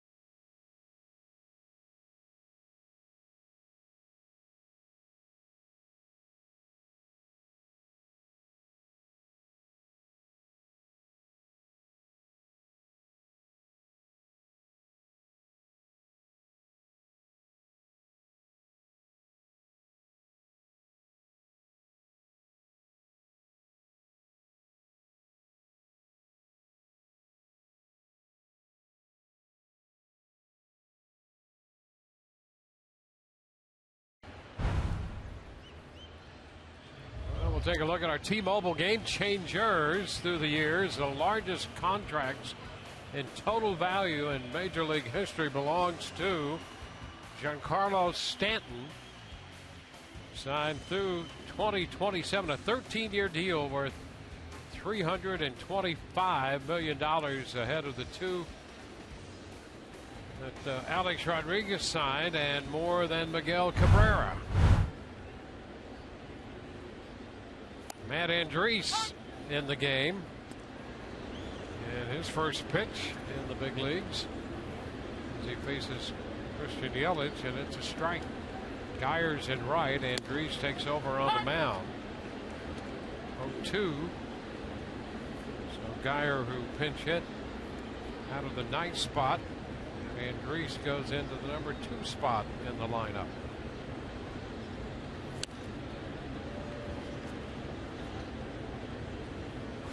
Geltz, Ramirez, Balfour, and now Andriese here in the 6th.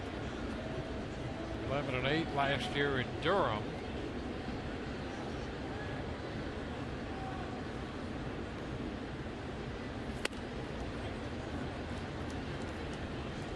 Andriese with the sinker, his specialty, but we saw him elevate the ball a few times in the spring, as the Rays will have their pitchers do. 2-2, and it was effective for him in the spring, that approach. Well, if you can do it, it'd be really effective for Matt Andriese, because you're so concerned with the sinker. You're looking for that late action down. If he can elevate like we saw him do it, that's a big plus. Longoria, hitch throw to first in time to get Yelich. So that first man in the big leagues, a ground ball out, and that's fitting because Andriese, when he is right, will throw a lot of ground balls. Well, and you know what that does? When you've got a guy with a good sinker that gets a lot of ground balls, he can pitch to contact.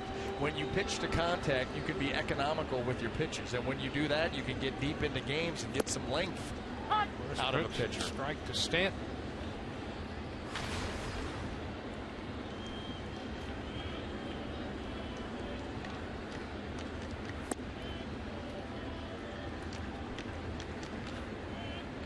A ball and a strike.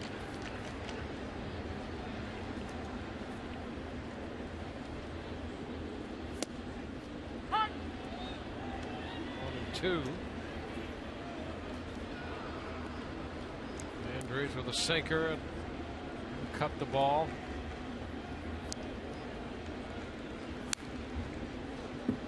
That's what the last 2 pitches were. 90-mile-an-hour cutters here to Stanton. Get that sinker at 92, 93, cut it at 90. He'll sink the ball, he'll cut it, he'll come upstairs once in a while. Also a change up, pitch up, way up, and it's now 2-2. He's 25 years old. Rays got him from the San Diego Padres organization.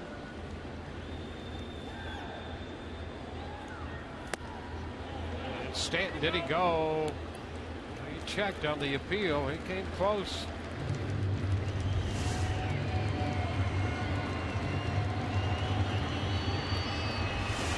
Put a stop to that swing. Yep.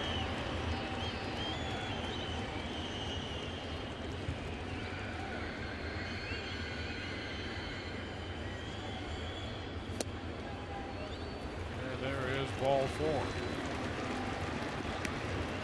So that puts Stanton at first with 1 out. Who are the 4 players who best represent the history of the Rays? And who are the 4 greatest living Major League Baseball players?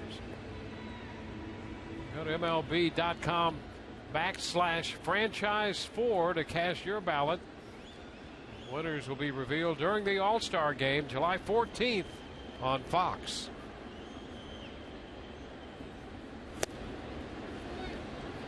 Michael Morse, a cut and a miss. Sinker for a strike.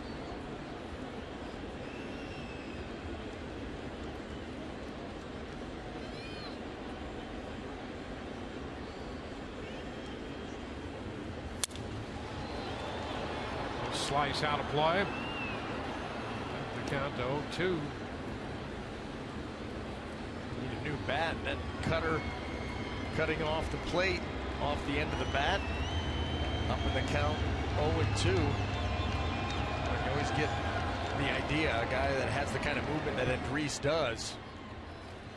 Get Michael Morse out in front a little bit, get something on the ground, get a double play, and get out of this inning.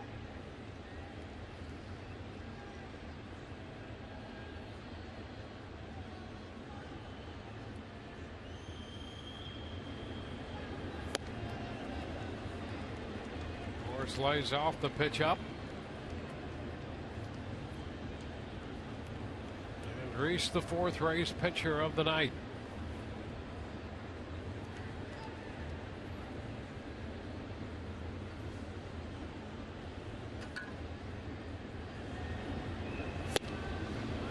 Big cut to miss to strike out Morse. We've seen that sinker 92, 93, the cutter 89, 90, and then that looks to be a slider with some depth, and that was at 86. That was a very nice pitch there by Matt Andriese, picking up his first strikeout. Well, you see the range, 80 to 93.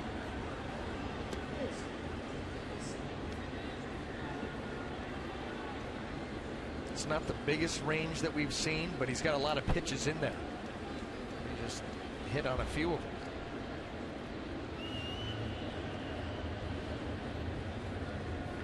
Martin Prado. Foul up the right side. Nice play. And a young man with a souvenir.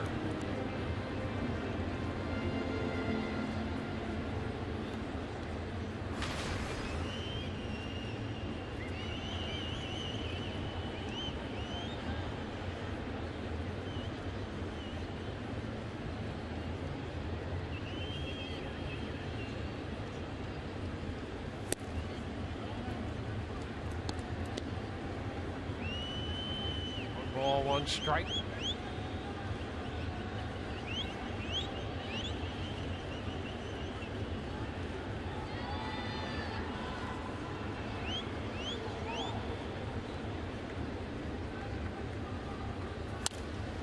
Ground ball out to second. Forsythe takes care of that. A scoreless sixth inning for Matt Andriese in his major league debut. 8-1 Marlins.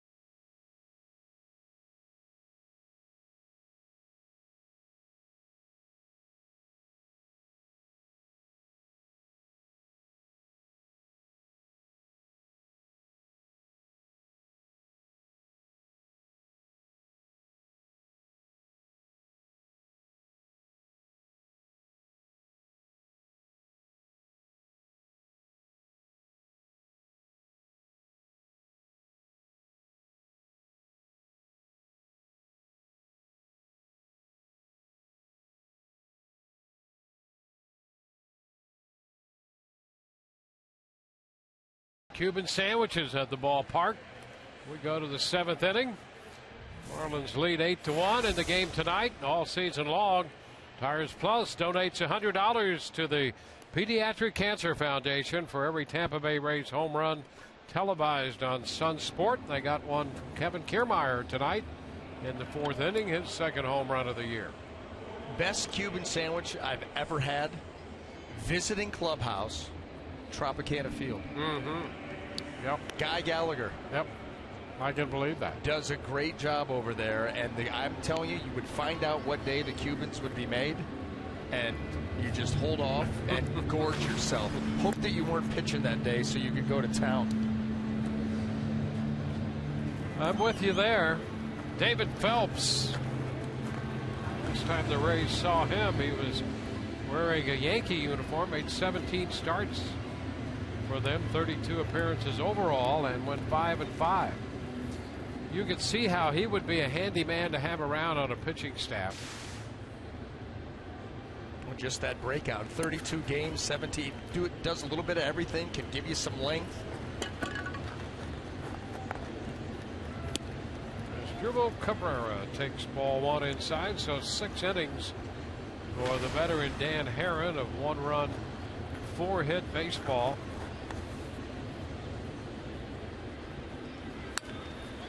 There's a base hit into right. Cabrera has his 2nd hit tonight. Leadoff single in the 7th.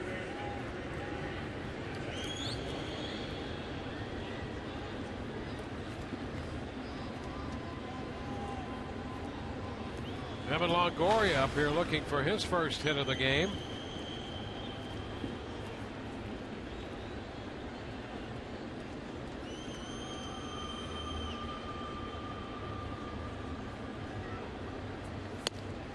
Takes a strike.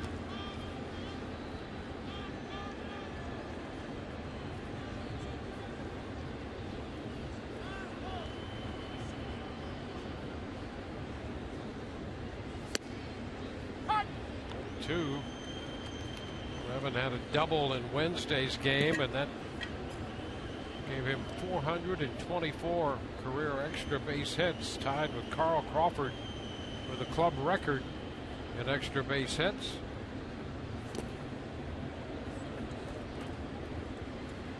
A ball, 2 strikes. Well, the Rays hoping for big year from Evan Longoria. Asdrubal Cabrera coming over, the switch hitter that's going to hit in front of him most of the time. He's got a couple hits tonight. That'll go a long way towards fixing the offensive woes that have plagued the Rays, especially last year where they were last in the league in runs scored. Yeah, I think Evan has always been acutely aware of what he means to this team. But I think now he's 29. He's been here since 08. When things really turned around for this club, and I think he has that feeling now more than ever before. High fly ball to center sends Ozuna back, but there's a lot of real estate out there in center field, and he makes the catch. And I really think now Evan feels I think he's in a way always felt a certain sense of leadership, but I think that's more pronounced now than ever before in his career. And again, he's not the guy who's going to be loud and demonstrative about it.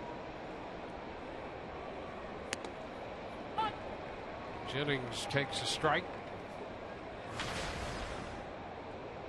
No, but you know, you can do it other ways. Getting a chance to play with Matt Williams, and same position, same kind of guy, quiet, understated, not going to be the rah-rah guy like that, but always set a great example. Yep. And when he did talk, everybody tuned in. Everybody. He had your attention. So I think Evan Longoria cut out of that same type of mold.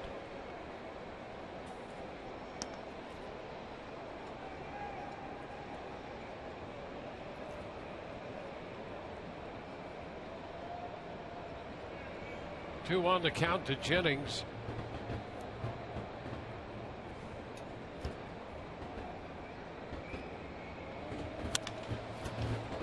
And to right. And Stanton had a little trouble with that one from the outset. And I'm not sure if he lost it. It appeared that he was searching for it out there. They're going to give Jennings a base hit on that. A tough night in right field for Stanton this evening. There was that fly ball earlier in the game right down the line. Actually, it was Evan Longoria at the plate that he didn't seem to go after too hard. And then this one right here, you're right, he was out of sync the whole way. And then coming in, trying to make that sliding catch, didn't even get the glove on it. That hit the leg.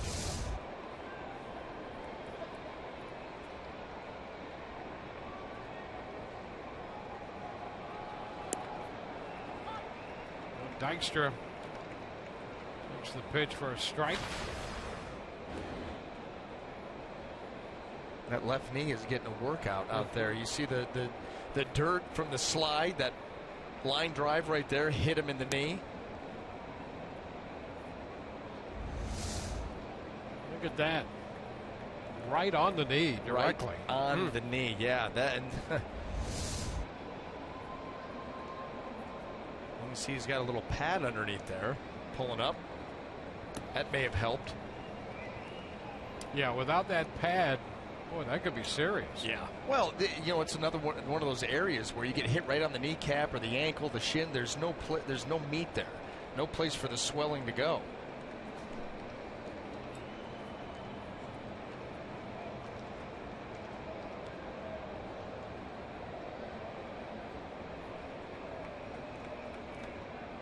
Two on the count on Dykstra.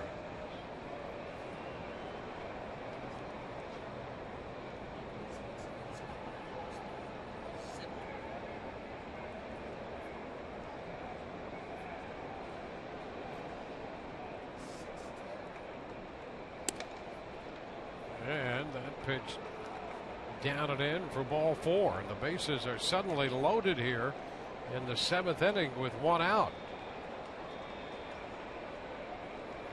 Dykstra draws the walk. And pitching coach Chuck Hernandez on the horn down to that Marlin bullpen because the Rays making some noise here. And these are the types of situations where you can start rolling in some runs very quickly. Bases loaded, 1 out, a couple of hits. This could be 8-4, 8-5. Logan Forsythe swung the bat well during the spring and the early part of the season. Takes ball 1.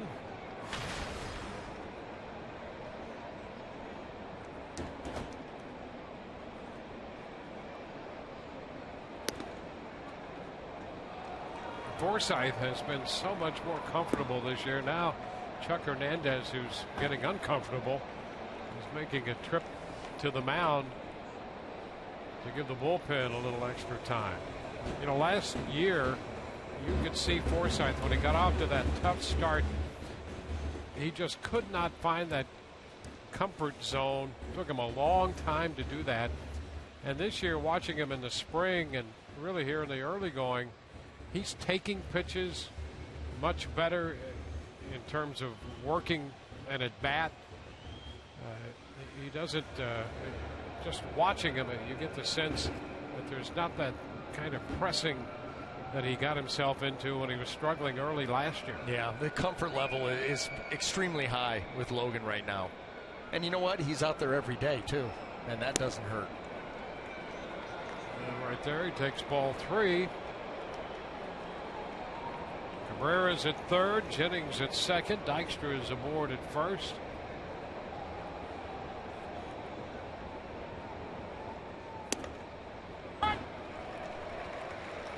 And 1.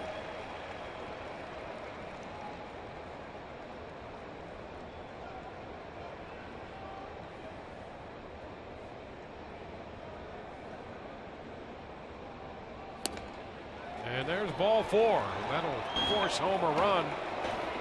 Back-to-back walks. Cabrera crosses the plate. Forsythe picks up his 4th run batted in. The bases remain loaded with 1 out. Well, anything close when you're struggling like David Phelps is not going to get called. Foxtrac's had that off a little bit more than it looked initially. But right now really struggling, and that's going to end his night. Yeah. Mike Redmond has seen enough, looking for their first win of the year.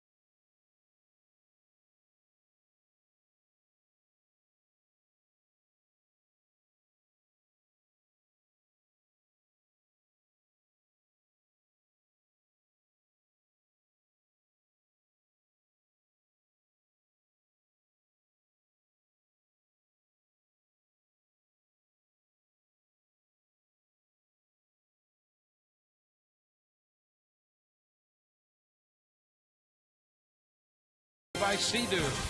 Sea-Doo Spark is the most affordable watercraft on the water, starting at only $49.99 or as low as $79 a month. And by your Gulf Coast Honda dealers. He's opening this series in Miami tonight. They have found the Marlins breaking out to a big lead. It's now 8-2. Sam Dyson will enter the game. Hard-throwing right-hander. In 31 games last year with a .214 ERA. And he'll get that ball up there in the mid-90s pretty easily. When Big Arm was born, actually, in Tampa, Florida. May of 1988, went to school at South Carolina. And looking to get out of a tight spot here. Rene Rivera has other ideas. That would be a great time for his first hit in a Rays uniform. Taps it foul for a strike. How about that? 95, but that late sink. You know, we see that a lot with Zach Britton. We talk about his fastball with the good velocity and tremendous sink, and that was a really good sinker there. Yeah, and you can see why he gets as many ground balls as he does.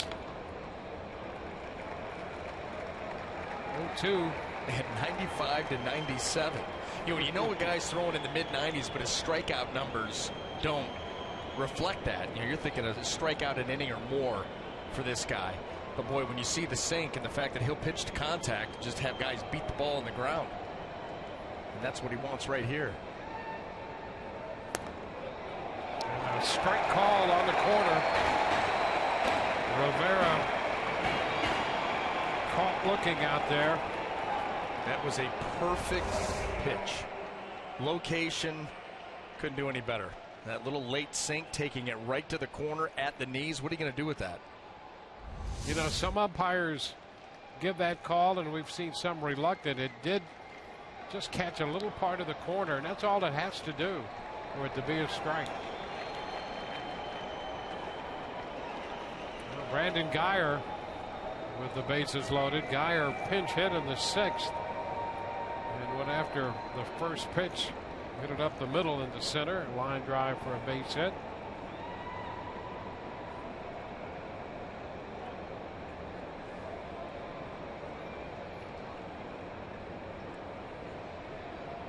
Rays have been out hit tonight 9-6, and they trail 8-2.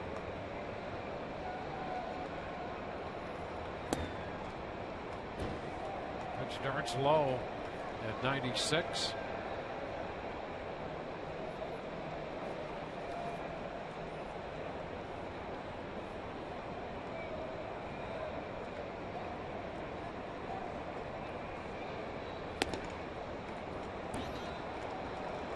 Uh, 2-0. GMC big matchup.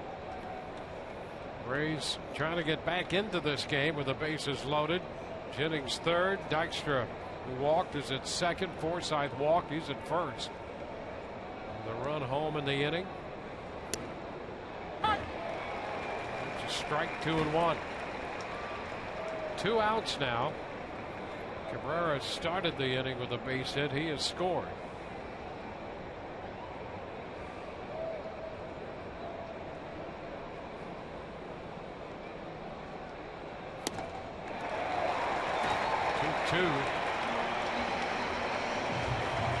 Dyson does have the slider and the change, but he's heavy on that fastball, and you can see why. Yeah, why wouldn't you? 95, 97, good sink. Do a lot of good things with that pitch. Now a full count. He just keeps firing out there consistently. 95, 96.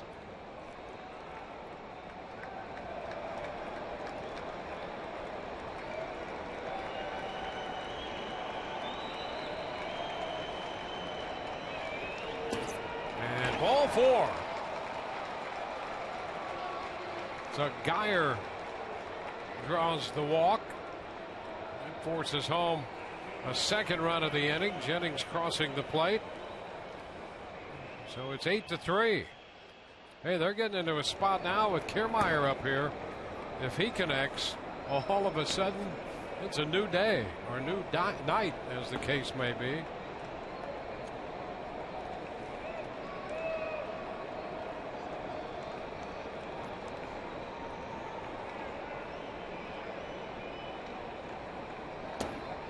Down and in. Kiermaier homered down the right field line in the 4th inning. Second home run of the year. Hit one to center field in the Baltimore series at the Trop.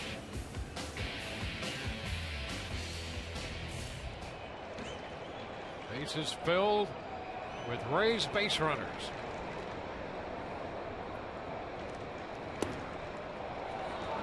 That's too low.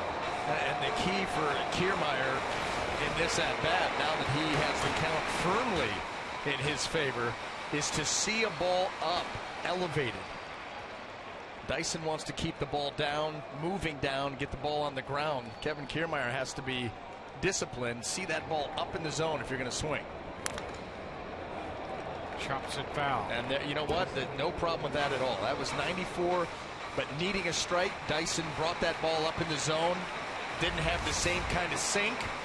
Flat right out over the plate. Boy, that's the one you wanted.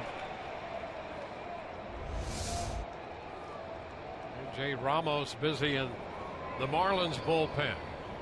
2-1 the count. There's ball 3. Just does not trust himself right now with that sinker. He threw that one, the previous pitch that was up, saw that swing, said I need to get back down. But he's not having a good time, easy time controlling that pitch. And ball 4, and the Rays have another run. So back-to-back walks from Dyson. Dykstra crosses the plate, and it's 8-4. So now this is a spot for Andriese. He's going to be lifted, and David DeJesus will bat.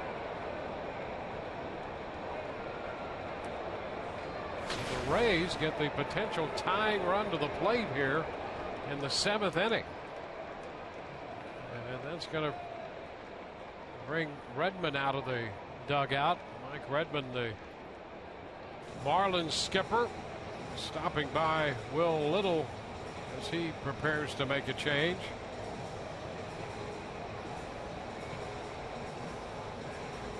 So pitching change coming. We'll be back in a moment.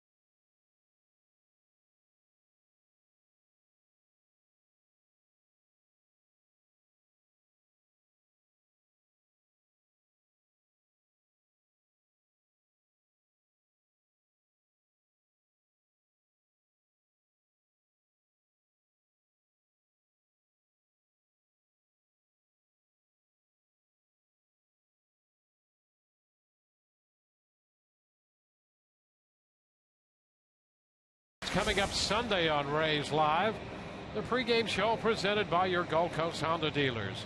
We'll hear from Rays right-hander Nathan Carnes, and Orestes will take an extensive look and break down this young Marlins outfield.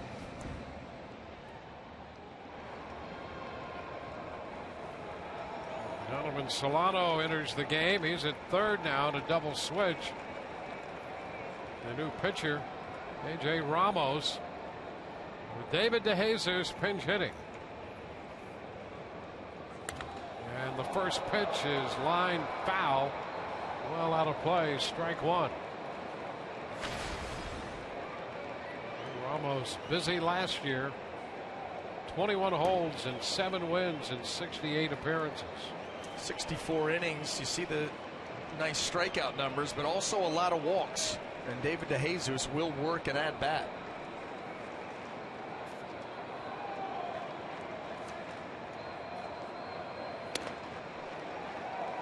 It's wide. Ninth hitter to come to the plate.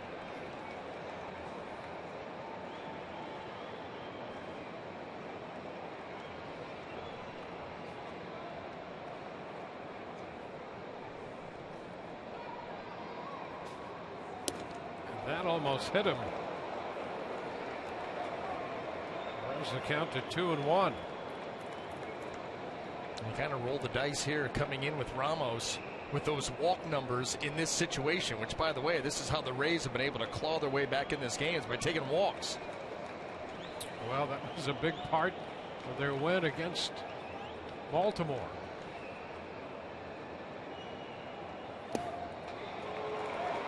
Not close there, and it's 3-1. No, I mean, and this is the issue. This is why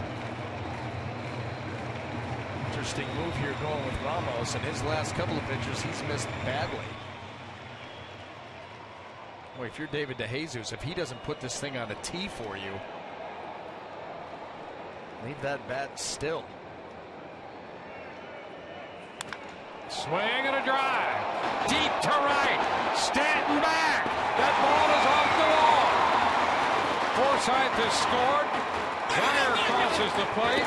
Kiermaier scores on the double by DeJesus. And all of a sudden, it's an 8-7 ball game. The pinch hit double by DeJesus clears the bases. Well, this is the Miami Marlins doing Marlins types of things. Walking the bases juice, walking a few runs in, and then a 3-1 heater right out over the plate.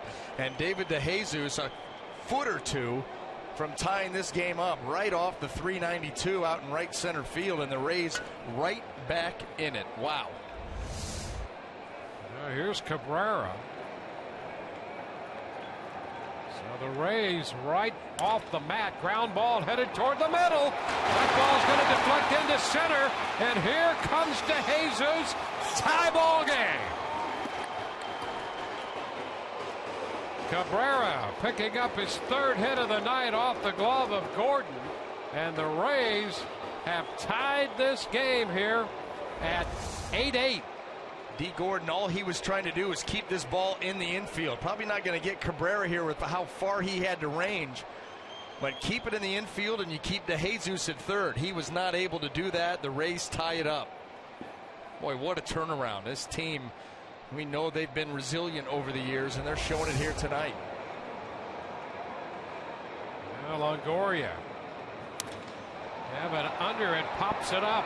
Shallow center. Ozuna's there to make the catch. And the Rays are finally retired, but they send 11 men to the plate. And this game is tied at 8.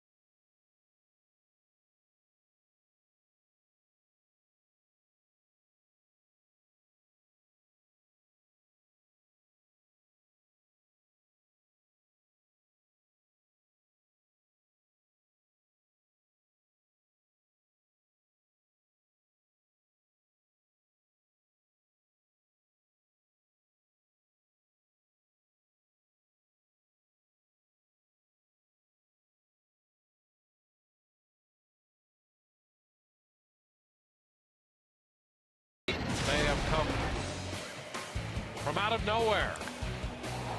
Well, after the parade of walks, all of a sudden a 3-1 fastball, and David DeJesus almost ties it up himself with that bases clearing double.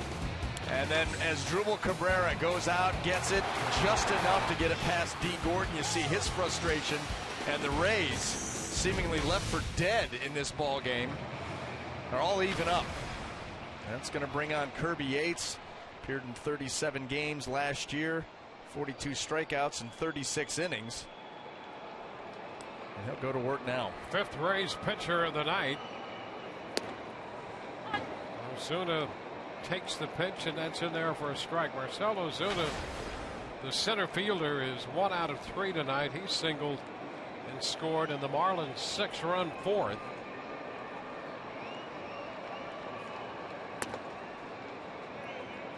So a couple of big innings by both these teams tonight. Beliveau, the lefty, up in the bullpen.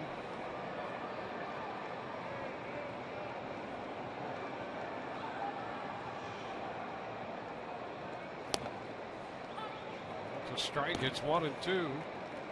Saltalamacchia will be next, and then Echeverria due up. 8-9-0 for the Marlins, 8-8-0 for the Rays.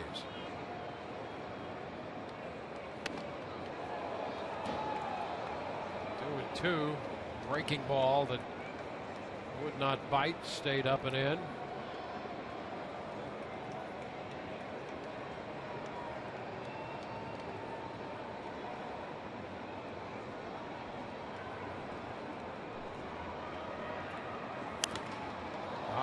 Popper, foul ball, and room. Rivera takes care of that one. Well, when you look at the Marlins and what has happened tonight, it's the reverse of what happened last year. They had 13 different starting pitchers, and 7 of those had ERAs of over 5. Well, they got a good start from Dan Herron tonight. 6 innings of 1-run, 4-hit baseball. And then the bullpen collapsed, setting up the 7-run 7th. Here's Saltalamacchia. That's a strike. And for the Rays, it's been essentially all bullpen tonight. Steve Geltz started, gave up 1 run in 2 innings. Erasmo Ramirez struggled, gave up the other 7. Yeah, this is something that you usually see the first week of spring training, not the first week of the regular season, the way the Rays have gone at this game with their pitching staff. And although it hasn't turned out to be ideal, it's a tie ball game in the 7th, and they still have their back end guys locked and loaded. 1-2, breaking ball again. A couple of those breaking balls for Yates have been problematic here. Got Ozuna on the foul pop. Now 1-2 to Saltalamacchia. 2-2.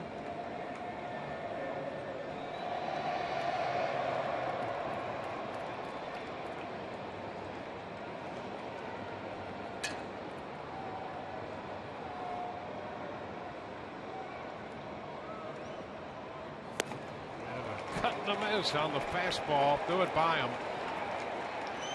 2 gone. Well, that's been the problem with Saltalamacchia. A lot of strikeouts, a long swing, and that's what happened there. That's a fastball down and out over the plate where he wants to get extension, but this swing gets so long and just dips underneath the ball. Too big.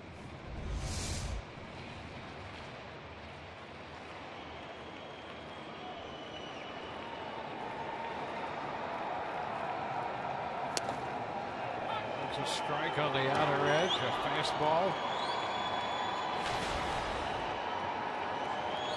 Echeverria doubled in a run and scored a run back in the 4th.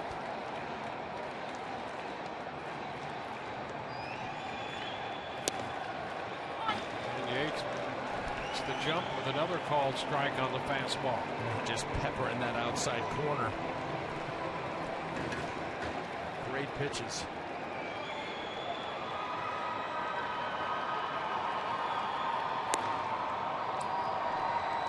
and where it looked like Rene Rivera was trying to fly away there, what he's telling Kirby Yates in the 0-2 count is expand the zone. I want this slider off the plate.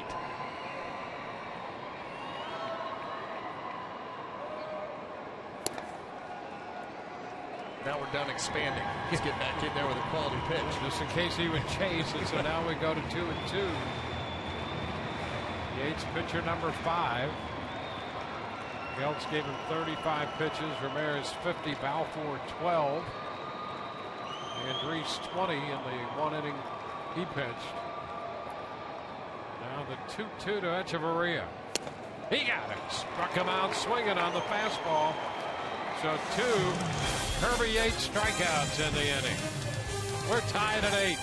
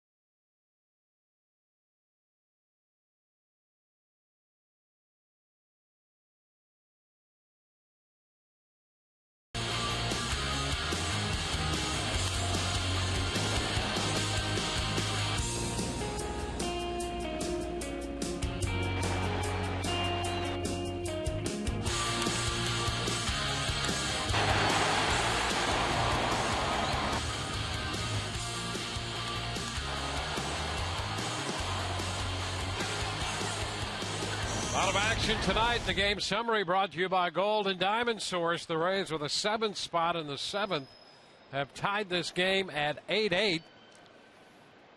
And as we go to the 8th, Desmond Jennings leads off and takes the first pitch for a ball. A.J. Ramos still out there on the mound.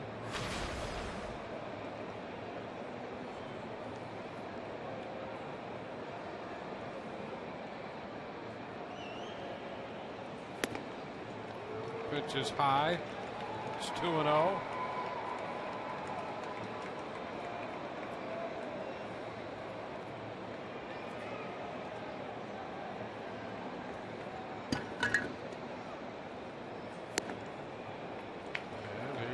Misses wide just like that. 3-0 to Jennings, leading off the inning here, the 8th. This is where Ramos struggles. Highlighted it last inning. A lot of walks, a lot of bad counts. And on 4 pitches, the Rays have the leadoff man on base. Well, he has such a long arm swing too, and when you have a lot going on mechanically, he comes set. Big high leg kick, really long arm swing, and then you're trying to find that consistent release point. He's not done so far.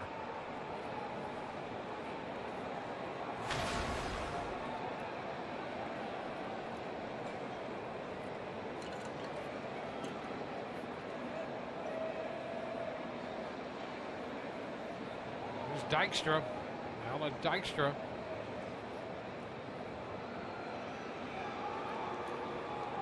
Keeping an eye on Jennings.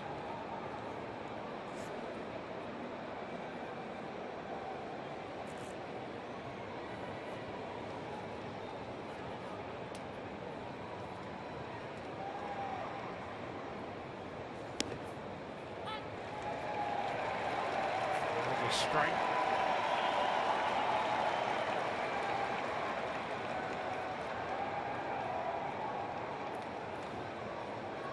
Extra called up. Loney on the disabled list.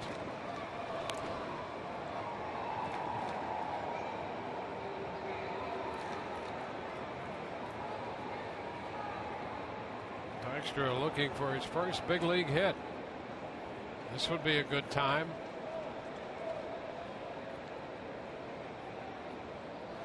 Starting to stop over at first by Jennings. And Dykstra's down in the count 0-2.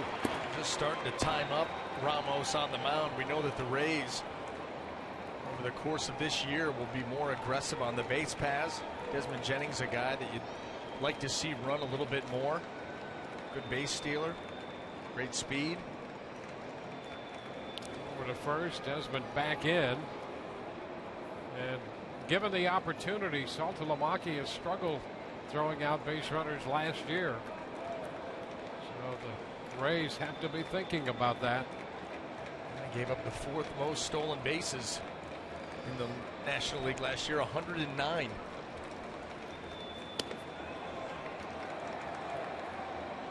Ball, 2 strikes now.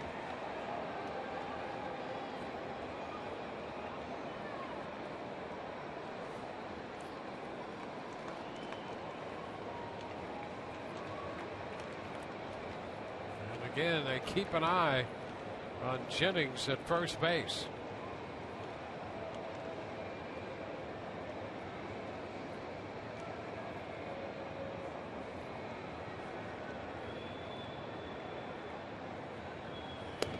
Upstairs, it's 2-2. Logan Forsythe following Dykstra in the order.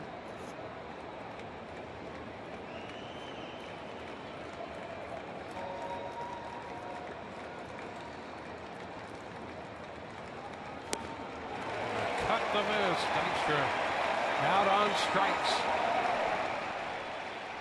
Well, Ramos able to come back and get Dykstra with a good off-speed pitch. He kept it out over the plate and down in the zone.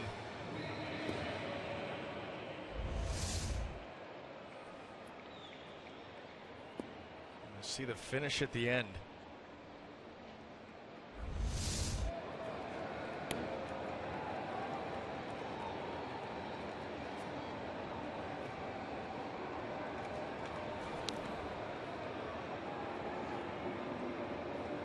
Jennings open, drawing the walk.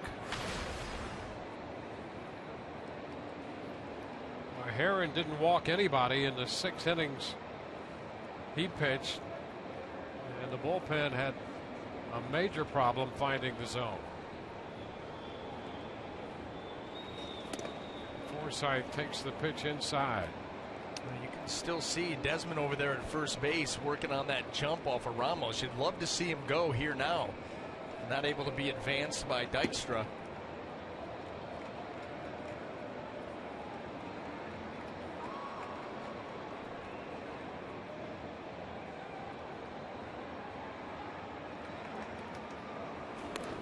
Back to first. Cat and mouse game. And you can see Desmond getting serious about that lead. Almost a slight lean. He's just trying to time it up perfect, and if he does, he's going to be gone. He's trying to get the potential lead run into scoring position.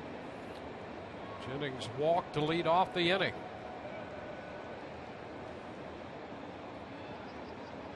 There he goes. Pitch is down, and he's going to steal it. In head first. A stolen base for Desmond Jennings. Picked a good pitch. Yeah, he did. And he got a good jump, and he stole this bag easily. Not even close.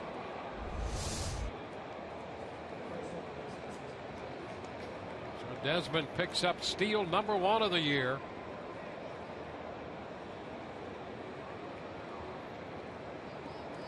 And Forsythe is ahead of the count 2-0.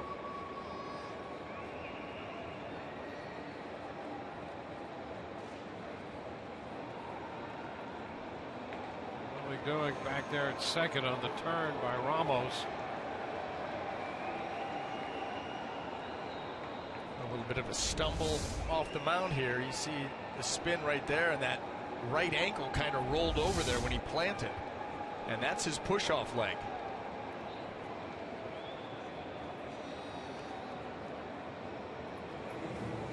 Well, we have the Rays taking a look at Desmond out there, the base runner.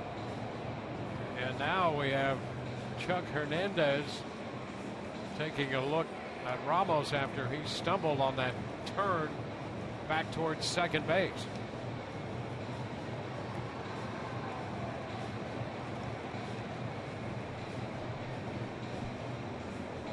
They're going to give Ramos a toss or two here to see how he pushes off the mound. He missed his location on that pitch too.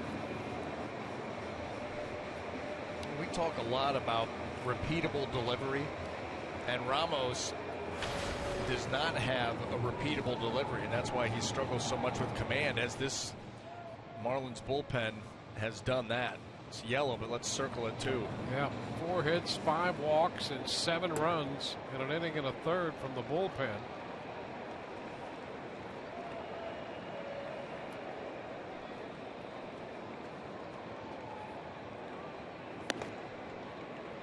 And that pitch is upstairs. 3-0. You know, the other thing that he does, and it's tough to tell, but if you focus in on it, you'll see that as he is drifting towards home plate, his heel lands first before the ball of the foot comes down. That will lead to issues too.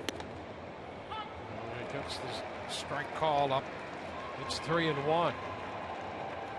You'd like for that foot to just land softly at once, but on some of these pitches, that heel hits just prior to the ball of the foot, and that can really throw you off. And now the count is full.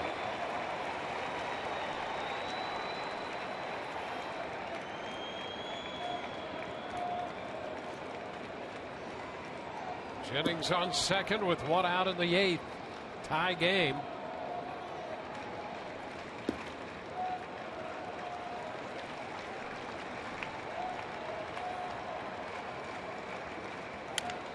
Tapper, third base side. Charge there by Solano, and a close play at first. Forsythe is out number 2 as Jennings goes to third. Well, wasn't sharply hit, but Solano coming in, gloves, throws on the run, and Logan Forsythe hustling up the first base line. Forces Solano to have to make a nice play to get him. 2 outs with the potential lead run at third. Here's Rene Rivera. And there's the strike, a breaking pitch.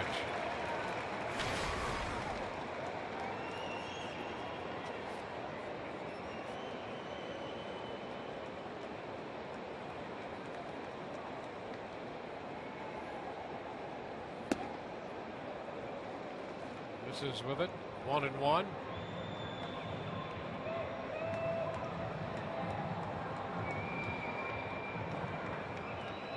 Jepson busy in the Rays bullpen. And he got the zone there up a little bit, but a strike. And you can see how electric Ramos is when he's able to follow up some pitches and get into a good rhythm mechanically. Nasty stuff. Bounces this one foul. Rivera still looking for that first hit of the year.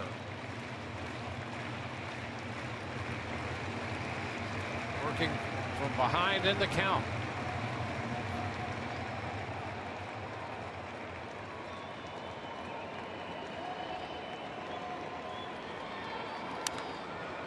It's popped foul, will carry out a play.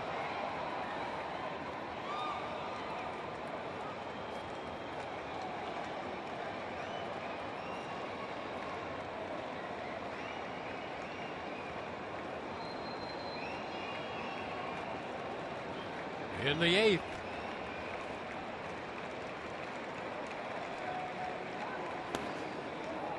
Covered up by Saltalamacchia. And that was a nifty little grab there by Saltalamacchia with the runner on third. And that ball really was some long break, sweeping action. He's able to glove it, keep Jennings at third base.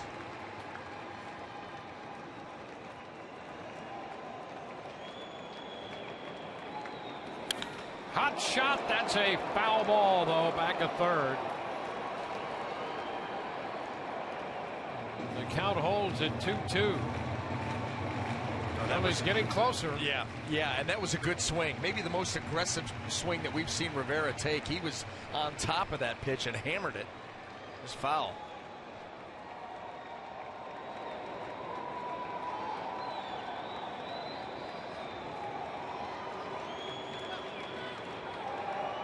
Time granted by Will Little just as Ramos was set to make his delivery.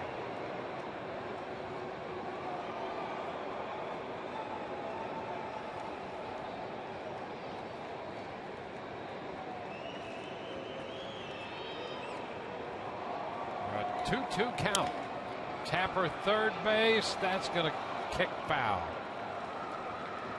Continue this at bat. Well, the more pitches that Rivera sees, the more you like his chances of feeling comfortable seeing all the different pitches, the release point, the spin. Having a nice at bat. Be really nice if he finished it off with a base hit that gave the Rays the lead.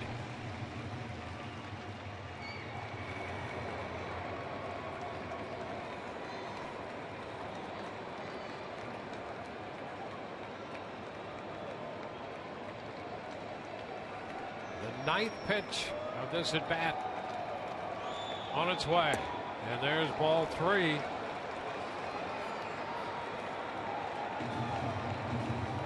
So the count goes full.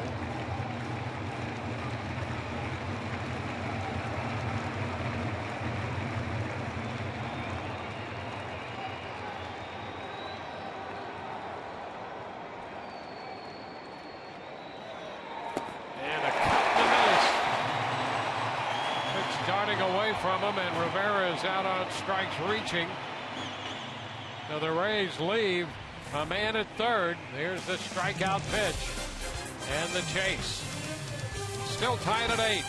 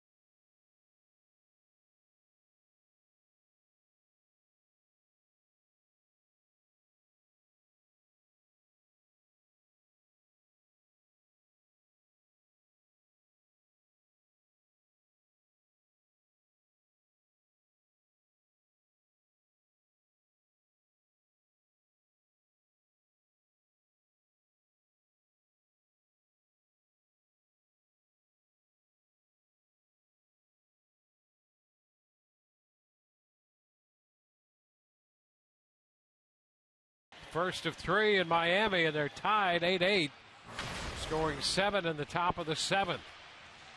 You'll flip over the limited edition Rays tumbler you get when you buy a Rays Flex Pack starting at just $59. Save up to 50% and pick any 3, 6, or 9 games with no blackout dates.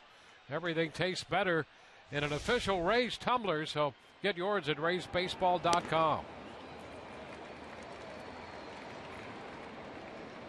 Donovan Solano leading off here in the bottom of the 8th against Kirby Yates. Yates had a 1-2-3 7th.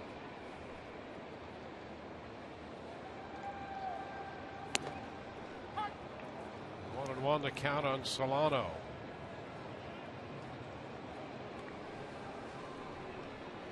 Solano part of a double switch when Ramos entered the game on the mound. He's hitting out of the 9th spot and playing third. There's a base hit punched up the middle. Now that was a really nice job by Solano. He stayed quiet at the plate, let this pitch travel to the outside corner, then watch him just go right back up the middle. Quick, short little swing. So leadoff base hit. Solano's aboard, and the Rays are going to go to the bullpen. So an inning plus for Yates. We'll be right back.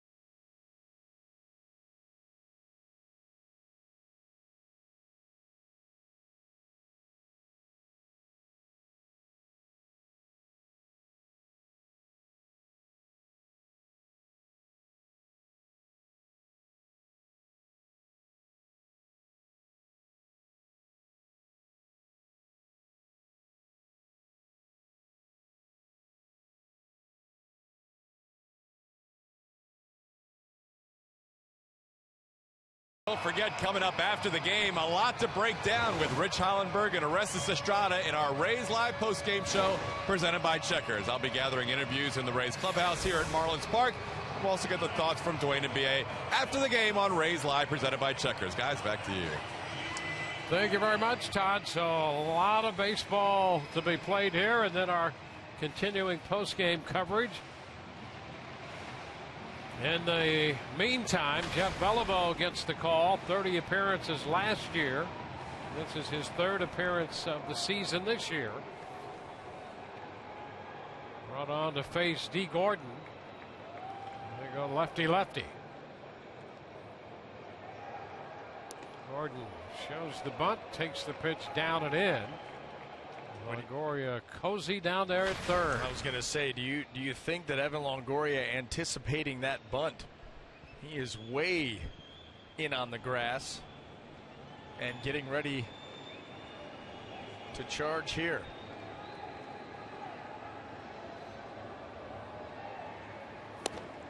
That's a strike.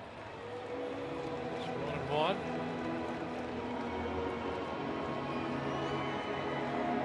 Well, if Evan Longoria charges in and this ball is bunted hard at him or at Jeff Beliveau, they may look to get Solano out at second base, cut down that lead runner.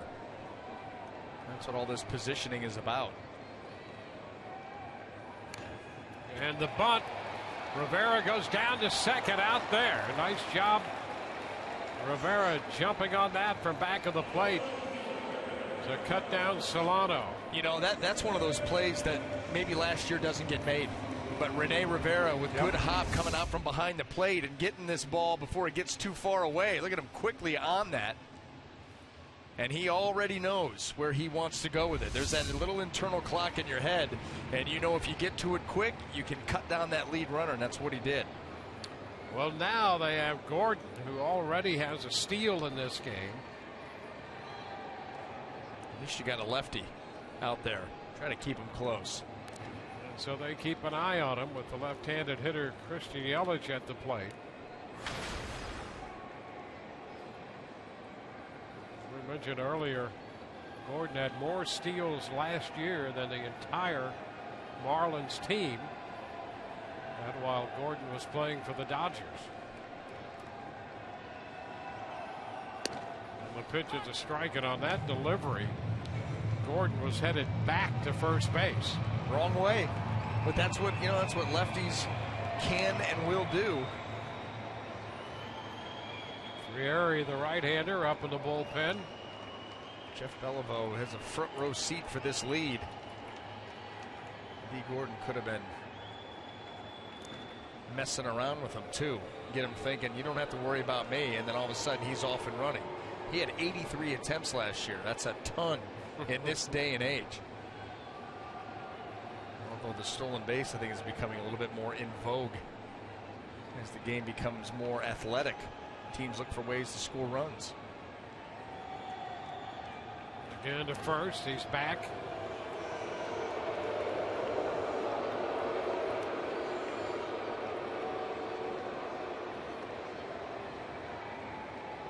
With the lefty, you're going to have to go. If you're going to try to steal this bag, you got to go on first move and guess right.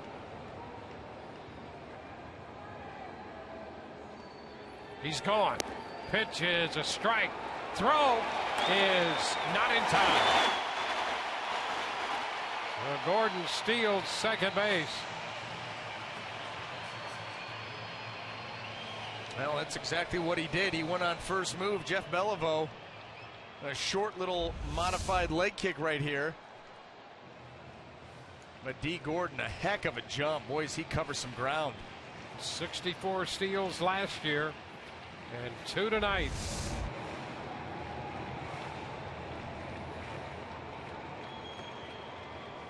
Count 0-2 on the hitter Yelich. With Stanton on deck.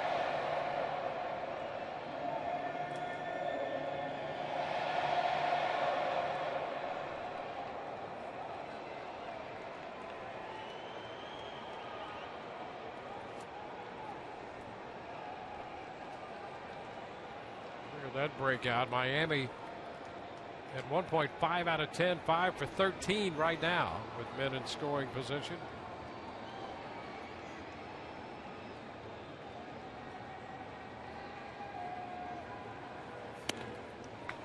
Upstairs to Yelich.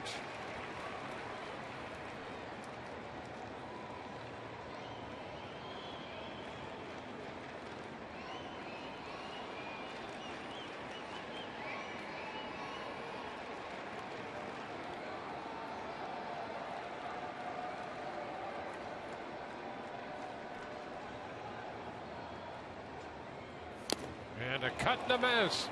Beliveau strikes out Yelich. Big strikeout. 2 gone. Beliveau, it's all about deception, and he able to get that fastball right by Yelich. And now with Stanton due up, Rays are going to make a pitching change. We'll have a new battery. We'll tell you about that when we return.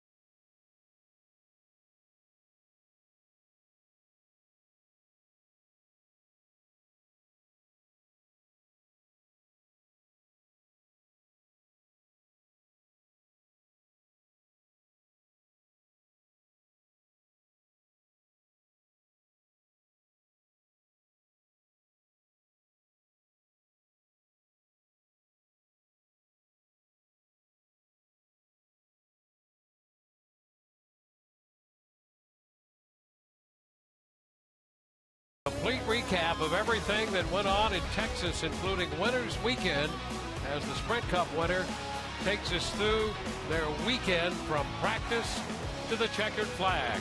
NASCAR Race Hub Monday and every weeknight at 6 p.m. Eastern on Fox Sports 1 and streaming live on Fox Sports Go. Double switch. Bobby Wilson takes over behind the plate. So Wilson enters the game along with Ernesto Frieri. And Frieri's challenge now is Giancarlo Stanton. And the first pitch is a strike. 8-8 ball game. Gordon at second base. 2 gone. Stanton doubled in 2 runs back in the 6-run fourth.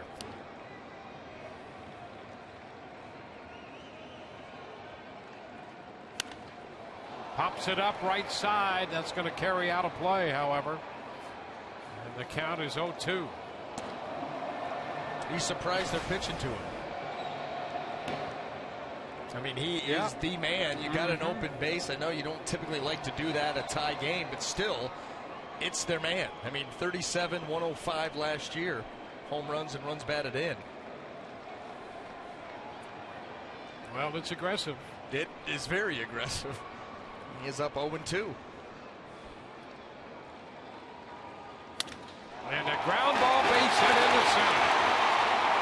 Gordon's going to score the go-ahead run.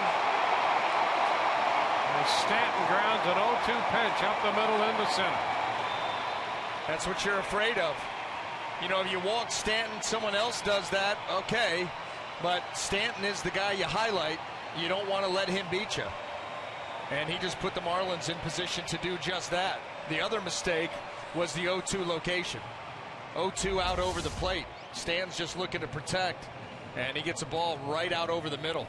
Yeah, for an 0-2 pitch, that's exactly where you just don't want to come anywhere near that spot. No, and that's where the Rays pitching staff, they love the elevated fastball, but you've got to get it there.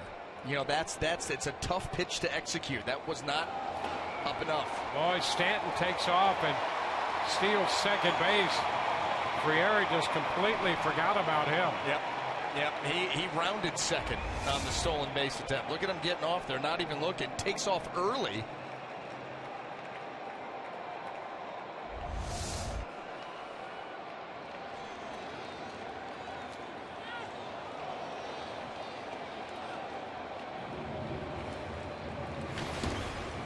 Two now on Morse. Morse 0 for 4 with a couple strikeouts against Frieri. So, well, the Rays decided to roll the dice. And Stanton has delivered the go-ahead hit.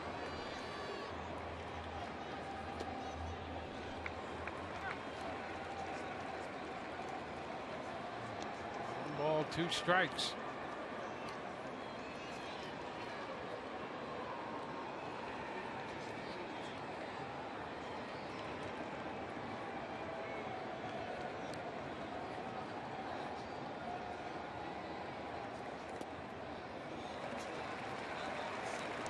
Two.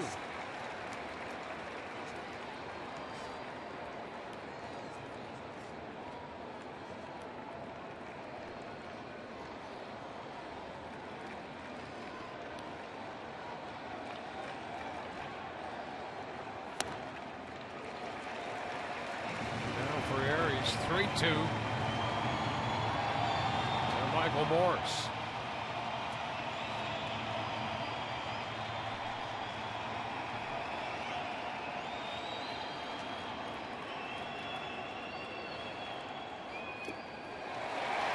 Ball 4. Well, Morris draws the walk.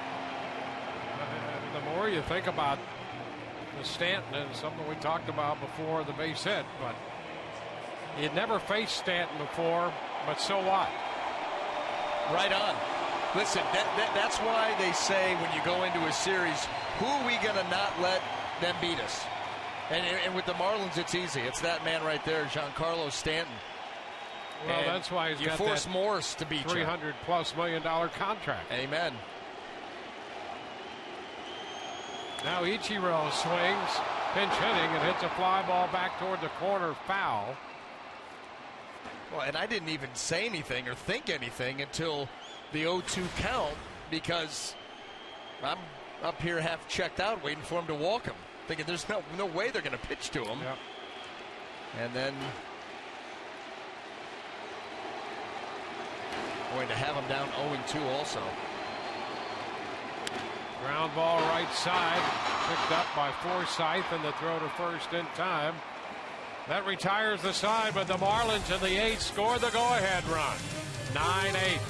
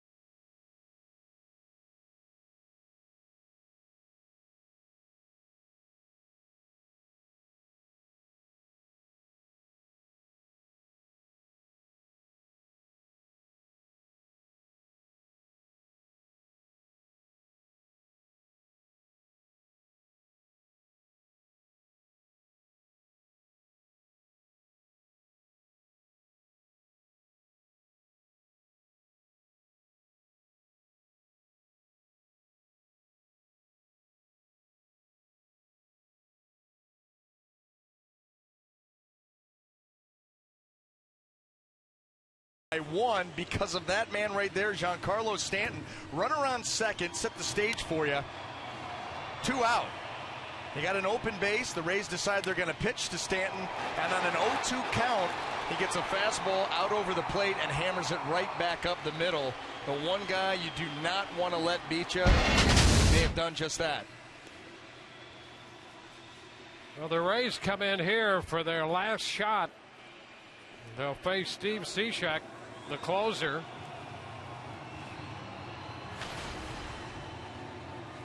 Brandon Guyer will lead off. Then they'll have Kevin Kiermaier, followed by Bobby Wilson. Well, Cishek, he's going to give you an interesting look. He's tall, comes from down under, sidearm, and he can get that fastball up there low, 92, 93, and a sweeping breaking ball. Last 2 years, he's 73 out of 79 save opportunities. Pitch high to Guyer.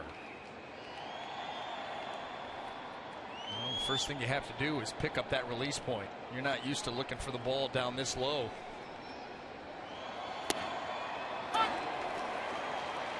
One and one.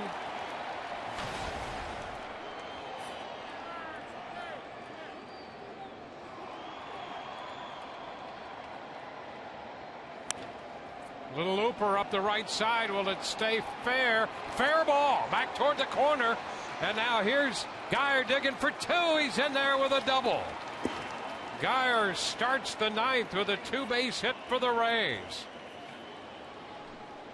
Well, he just went with the pitch. The breaking ball from Cishek is going to sweep, and it's going to be a long break and off the plate here. And a nice job by Guyer, just going to go out there and just punch it to right field. No overswing. Drops it perfectly inside the line.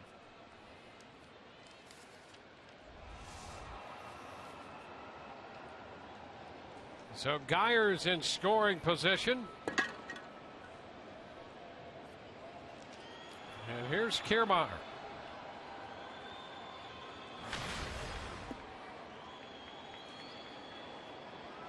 Kevin with a homer, a single, and a walk tonight. And the pitch is a strike.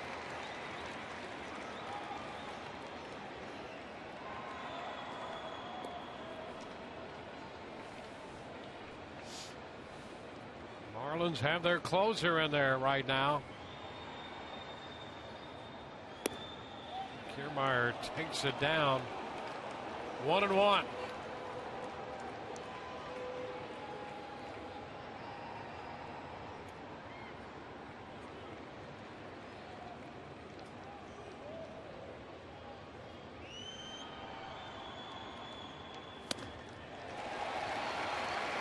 Missed the fastball. It's 1-2. Two backdoor sliders, and then all of a sudden you get that tailing off the plate.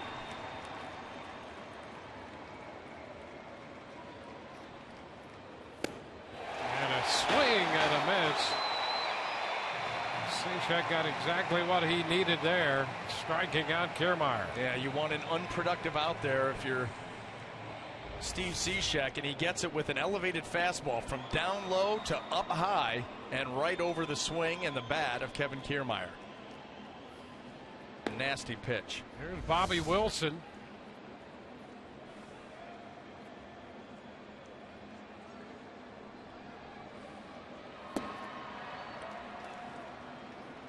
Pitch darting down out of the zone. Slider. Wilson 8 career home runs.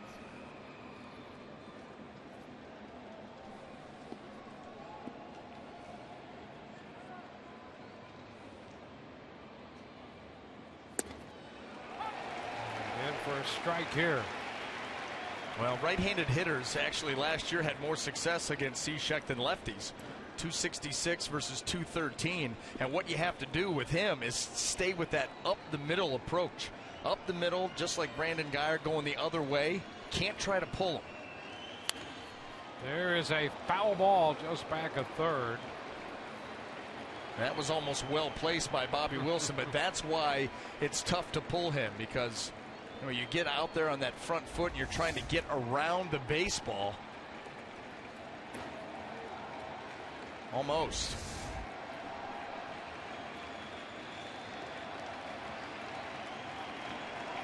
Wilson down in the count. He takes it out of the zone. Up 2-2. Wilson making the team as a non-roster catcher this spring. Out of Seminole High School. 2-2 the count to him. And a little looper into right. That ball will drop for a base hit. Guyer had to wait to see if Gordon could catch it or not and had to stop at third. Stanton came up with that ball just a few feet off the infield dirt. And it's first and third for the Rays with one out. Well, Bobby Wilson with 2 strikes. You see him just reach out there, poke this ball the other way, and D. Gordon showing that speed and burst. And Brandon Guyer, and he's got to make sure that that ball is not caught, and that's what holds him up. Oh, that close, right off of the edge of that glove, right off the pinky finger. Well, here's Asdrubal Cabrera getting his first look at Cishek in his career. Pitch is a strike. Cishek, he loves that backdoor slider to the lefty. He's tried to get him to roll over that pitch. He wants a ground ball here more than anything.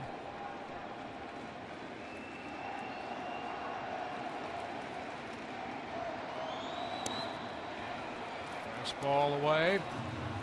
1-1.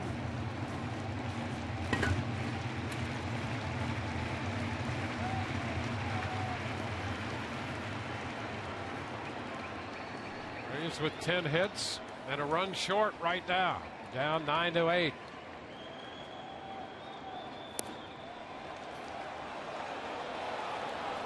Two balls and a strike.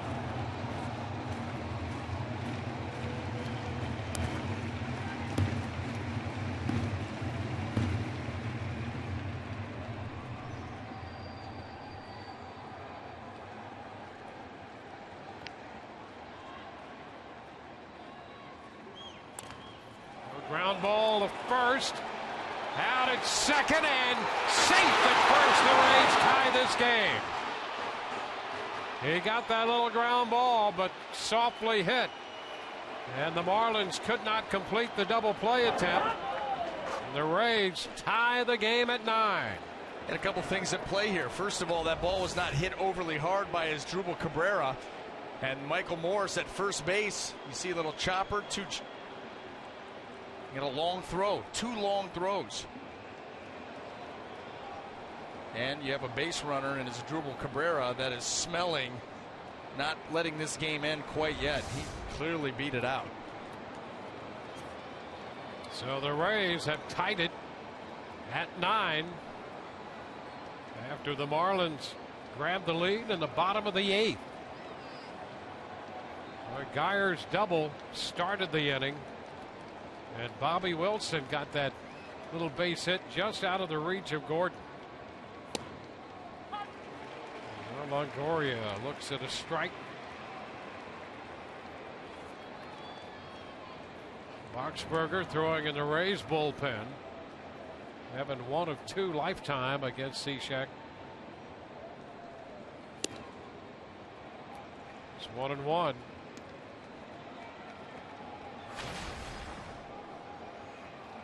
Ramos and Yates would have been the pitchers of record, but now they're out of it in that regard.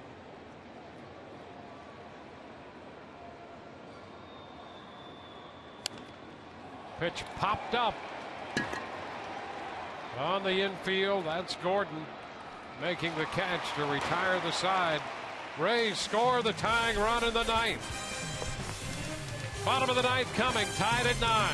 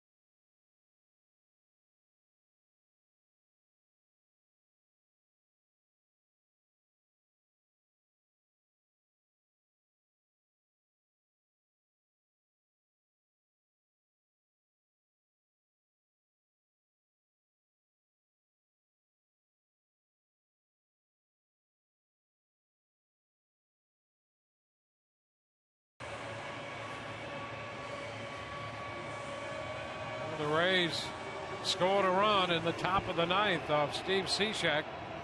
Ernesto Frieri back out there on the hill for the Rays with Ozuna.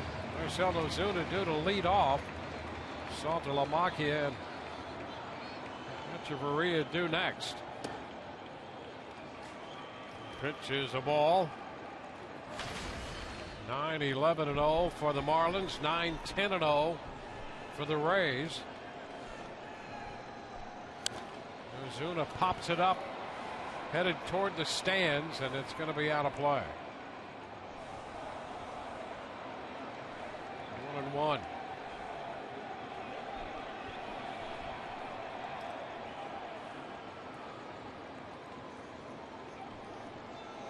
Ozuna facing Frieri for the first time.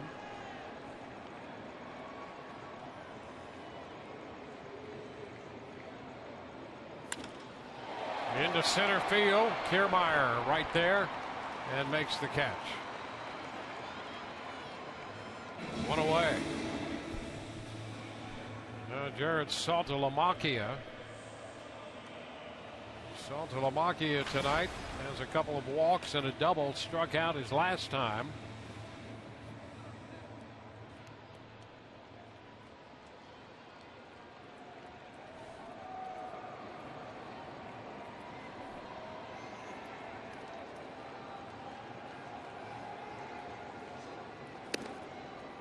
Upstairs. Well, you'd like Frieri to have a nice inning here, and then the Rays offensively to get something done soon, because you're down to just Jepsen and Boxberger in the bullpen. Not two guys are going to give you a lot of length.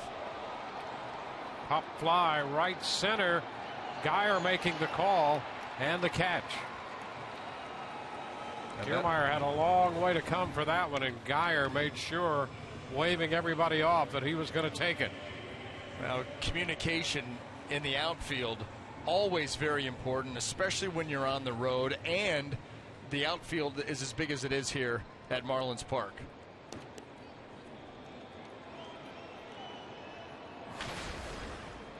And Eddie Echeverria up here. He doubled in a run and scored in the 6-run fourth. That pitch is a strike.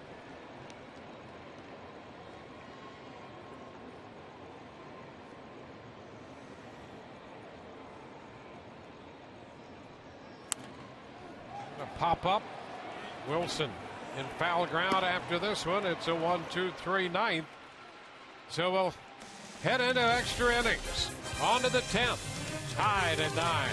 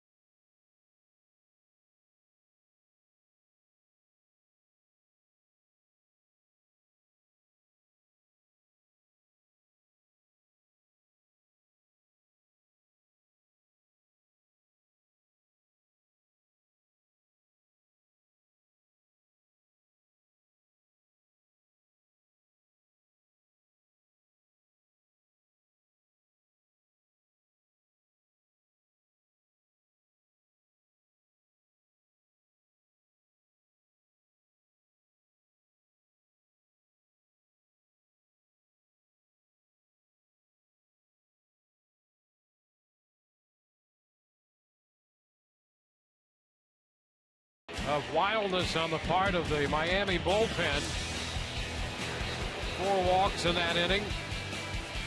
The big blow for the Rays. They got a bases clearing double from David DeJesus. And Drupal Cabrera singled home a run, capping that 7-run inning. And then the Rays found themselves down by a run in the 9th. And it was Cabrera's ground ball following the leadoff double by Brandon Geyer. Geyer went to third on Wilson's base hit and scored on Cabrera's ground ball when the Marlins could not turn the double play. With a couple long throws there, Cabrera beat the play at first to tie the game. And now as we go to the 10th, Desmond Jennings will lead off against Brian Morris, hard throwing right-hander.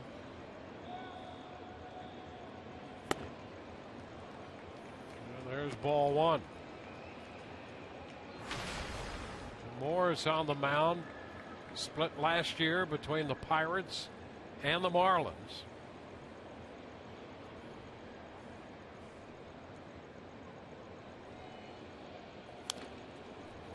Jennings fouls it back. It's like he's throwing darts. 95-mile-per-hour darts. You see Jeff Mathis takes over behind the plate.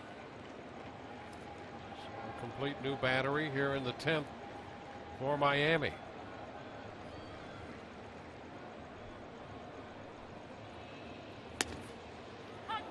Strike at the knees, now 1-2. Well, that arm angle really allows Morris to get on top and around that slider, and he can throw it with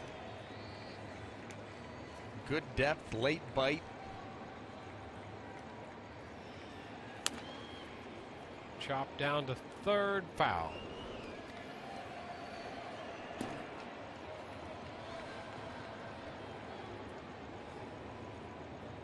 Well, the Rays have not seen much of Morris.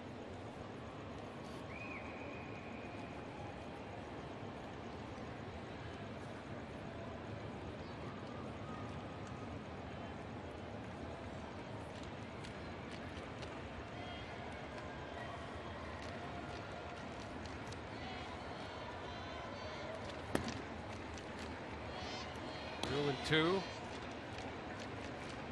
Jennings getting his first look at him. Longoria, Kiermaier, De Jesus, and Jaso each have one at bat against him. Of course, Jaso on the DH, or on the DL, the disabled list, the Rays' designated hitter. Full count to Jennings. Alan Dykstra is on deck. Well, this could set the stage for something cool. Dykstra still looking for his first big league hit, and he had a walk-off home run for the Rays this spring. We'll see what happens when he's up there. Jennings out on strikes. So Morris strikes out Jennings.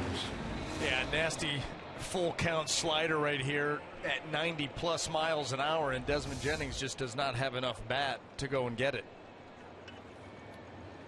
Those pitches like that are just so nasty. It appears to be a strike out of the hand, and the break is late enough. You've already started your swing.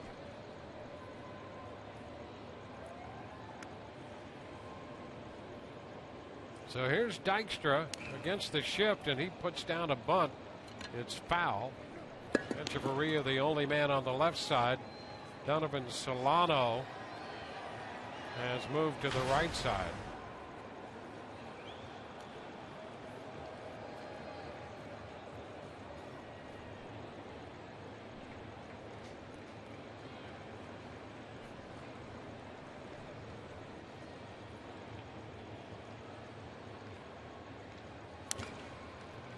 Foul ball outside of first.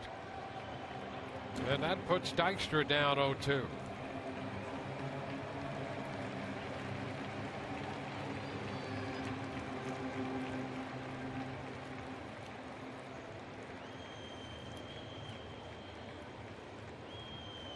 Rays tied the game in the 9th inning. We're in the 10th.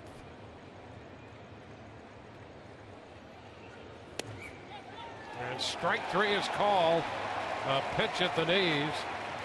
And Morris has come on to register 2 strikeouts back to back. Yeah, this is a tough pitch here. This looked like it was almost off the plate. It was down. I don't know. Alan Dykstra right there could do anything with that pitch. Below the zone and off the plate.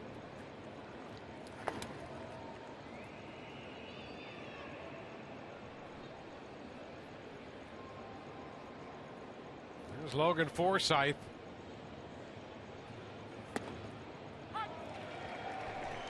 Pitch is a strike.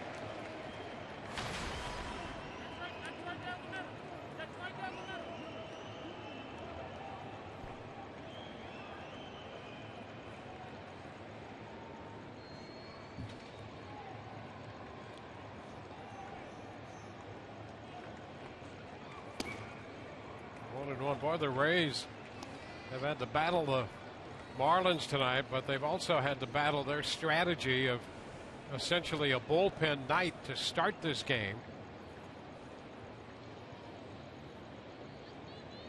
Came back to tie it. Now in extra innings.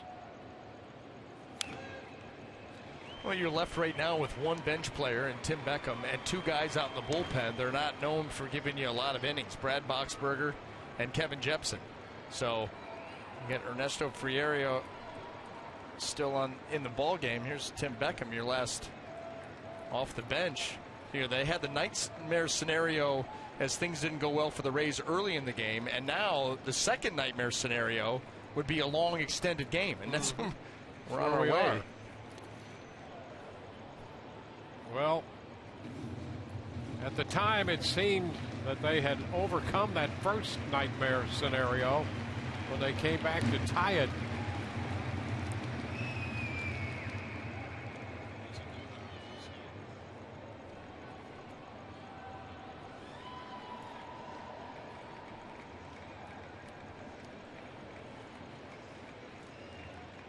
Two.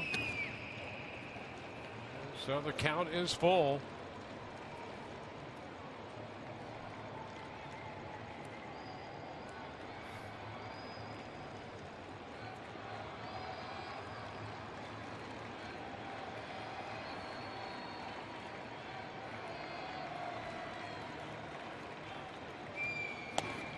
And a wall.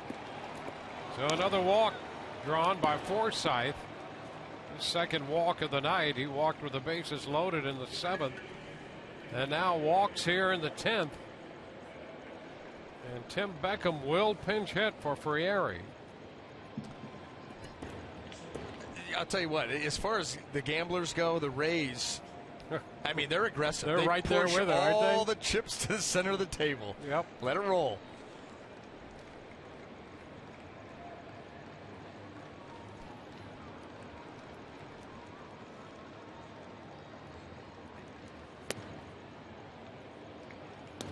Beckham takes it low.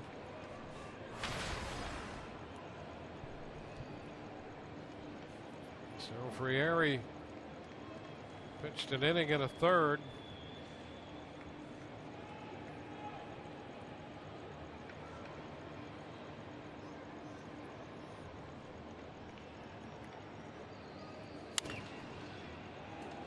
One and one to count on Beckham.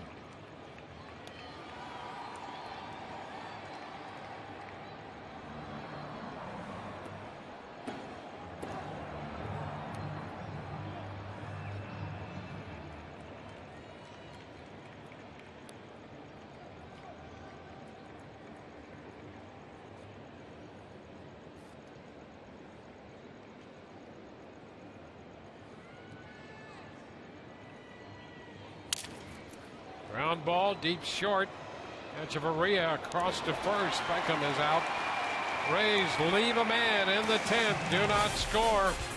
9-9 ball game.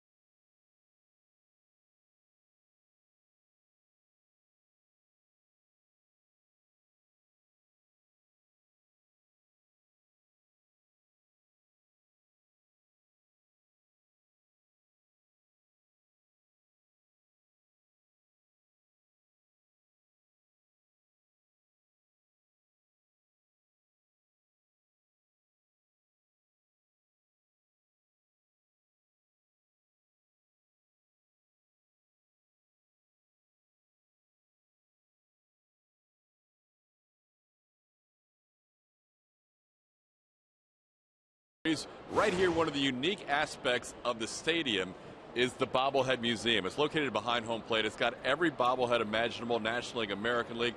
There's even a cool little row with all the broadcast teams, including the original broadcast team for the Tampa Bay Rays, of course, our own Dwayne Stats and Joe McGrain. And the cool thing, guys, just a few bobbleheads over and one row up, the son-in-law, Dan Wheeler, with his own bobblehead. Now, BA, still looking for yours. You definitely deserve one. There's all kinds of possibilities, but I think something with a bobble finger could be good. Guys, back to you. That's a good idea, Todd. Yeah. Hey, I like that bobblehead of you and Joe McGrain. You look like you two had been on a Teamasil bender. Very happy you two looked. Eyes wide. That must have been Trying to early be in the happy game. at all times. Look at you. Look at that. Yeah. That's got Teamasil written all over it. Oh, well, yeah, right. Well, here's Brad Boxberger. It's just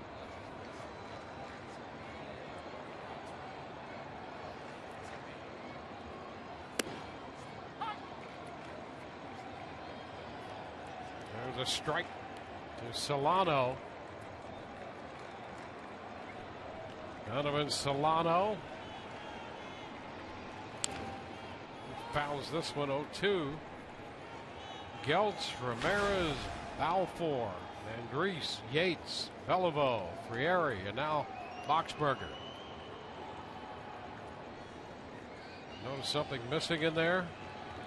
A starting pitcher. A bullpen night for the Rays. Beckham stays on to play second. Cut and a miss. Solano chased the pitch up. So with Beckham staying on, he's hitting 8th. And Boxberger's hitting 7th.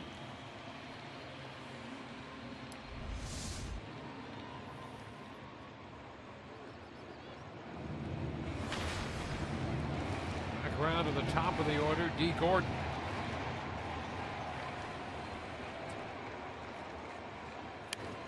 Bunts foul. Now, he was bunting right into the teeth of the Rays defense. Evan Longoria was right down, playing tight. He would have had a nice chance to throw Gordon out.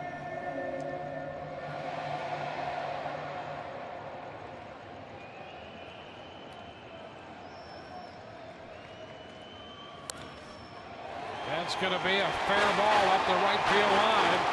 Geyer has to go get it. And Gordon's at second base for the one-out double. Got that bat out there and lined it just fair. This is what the Marlins envisioned with D. Gordon at the top of their lineup, creating havoc on the base paths. We saw that earlier. And then a catalyst right here. That's not a bad pitch at all by Brad Boxberger. A changeup, middle of the plate, down.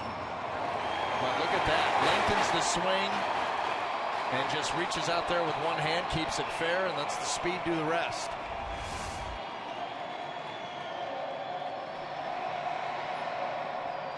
A dozen hits tonight for the Marlins, and here is Christian Yelich.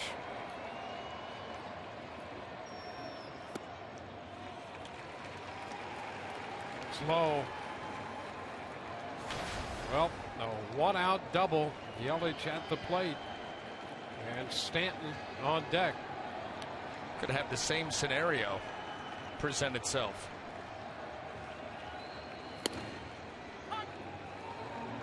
One ball, one strike. And because, well, I'm not sure why they didn't do it last time, but if they're able to retire Yelich because his run doesn't mean anything, he will not be pitched to. Guarantee that.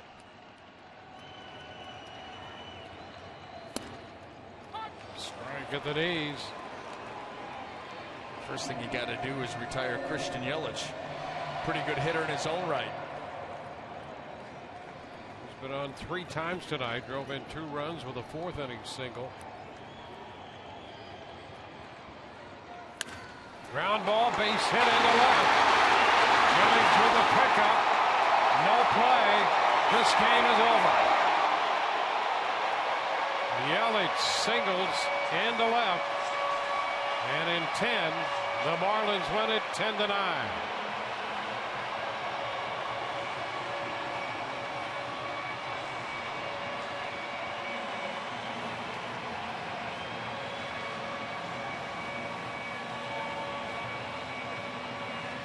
Rays came back twice tonight, and the Marlins, with a run in the 10th inning, take home their first win of the year.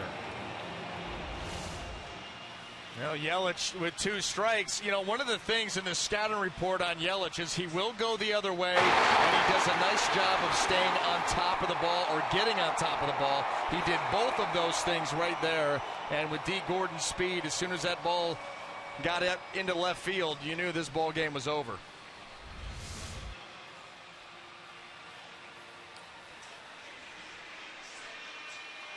So in 10 innings tonight, the Marlins take the first game of this series. Moore is the winner. Boxberger the loser. And in the first game of this 3-game series, Marlins winning. Tomorrow on Sun Sports, the Marlins crew will carry the load beginning at 4 o'clock for Game 2 of this 3-game series. For Brian Anderson and the rest of our crew, Dwayne Stats, hope you've enjoyed the telecast, if not the outcome. Rays Live, the postgame. Our extended coverage comes your way next.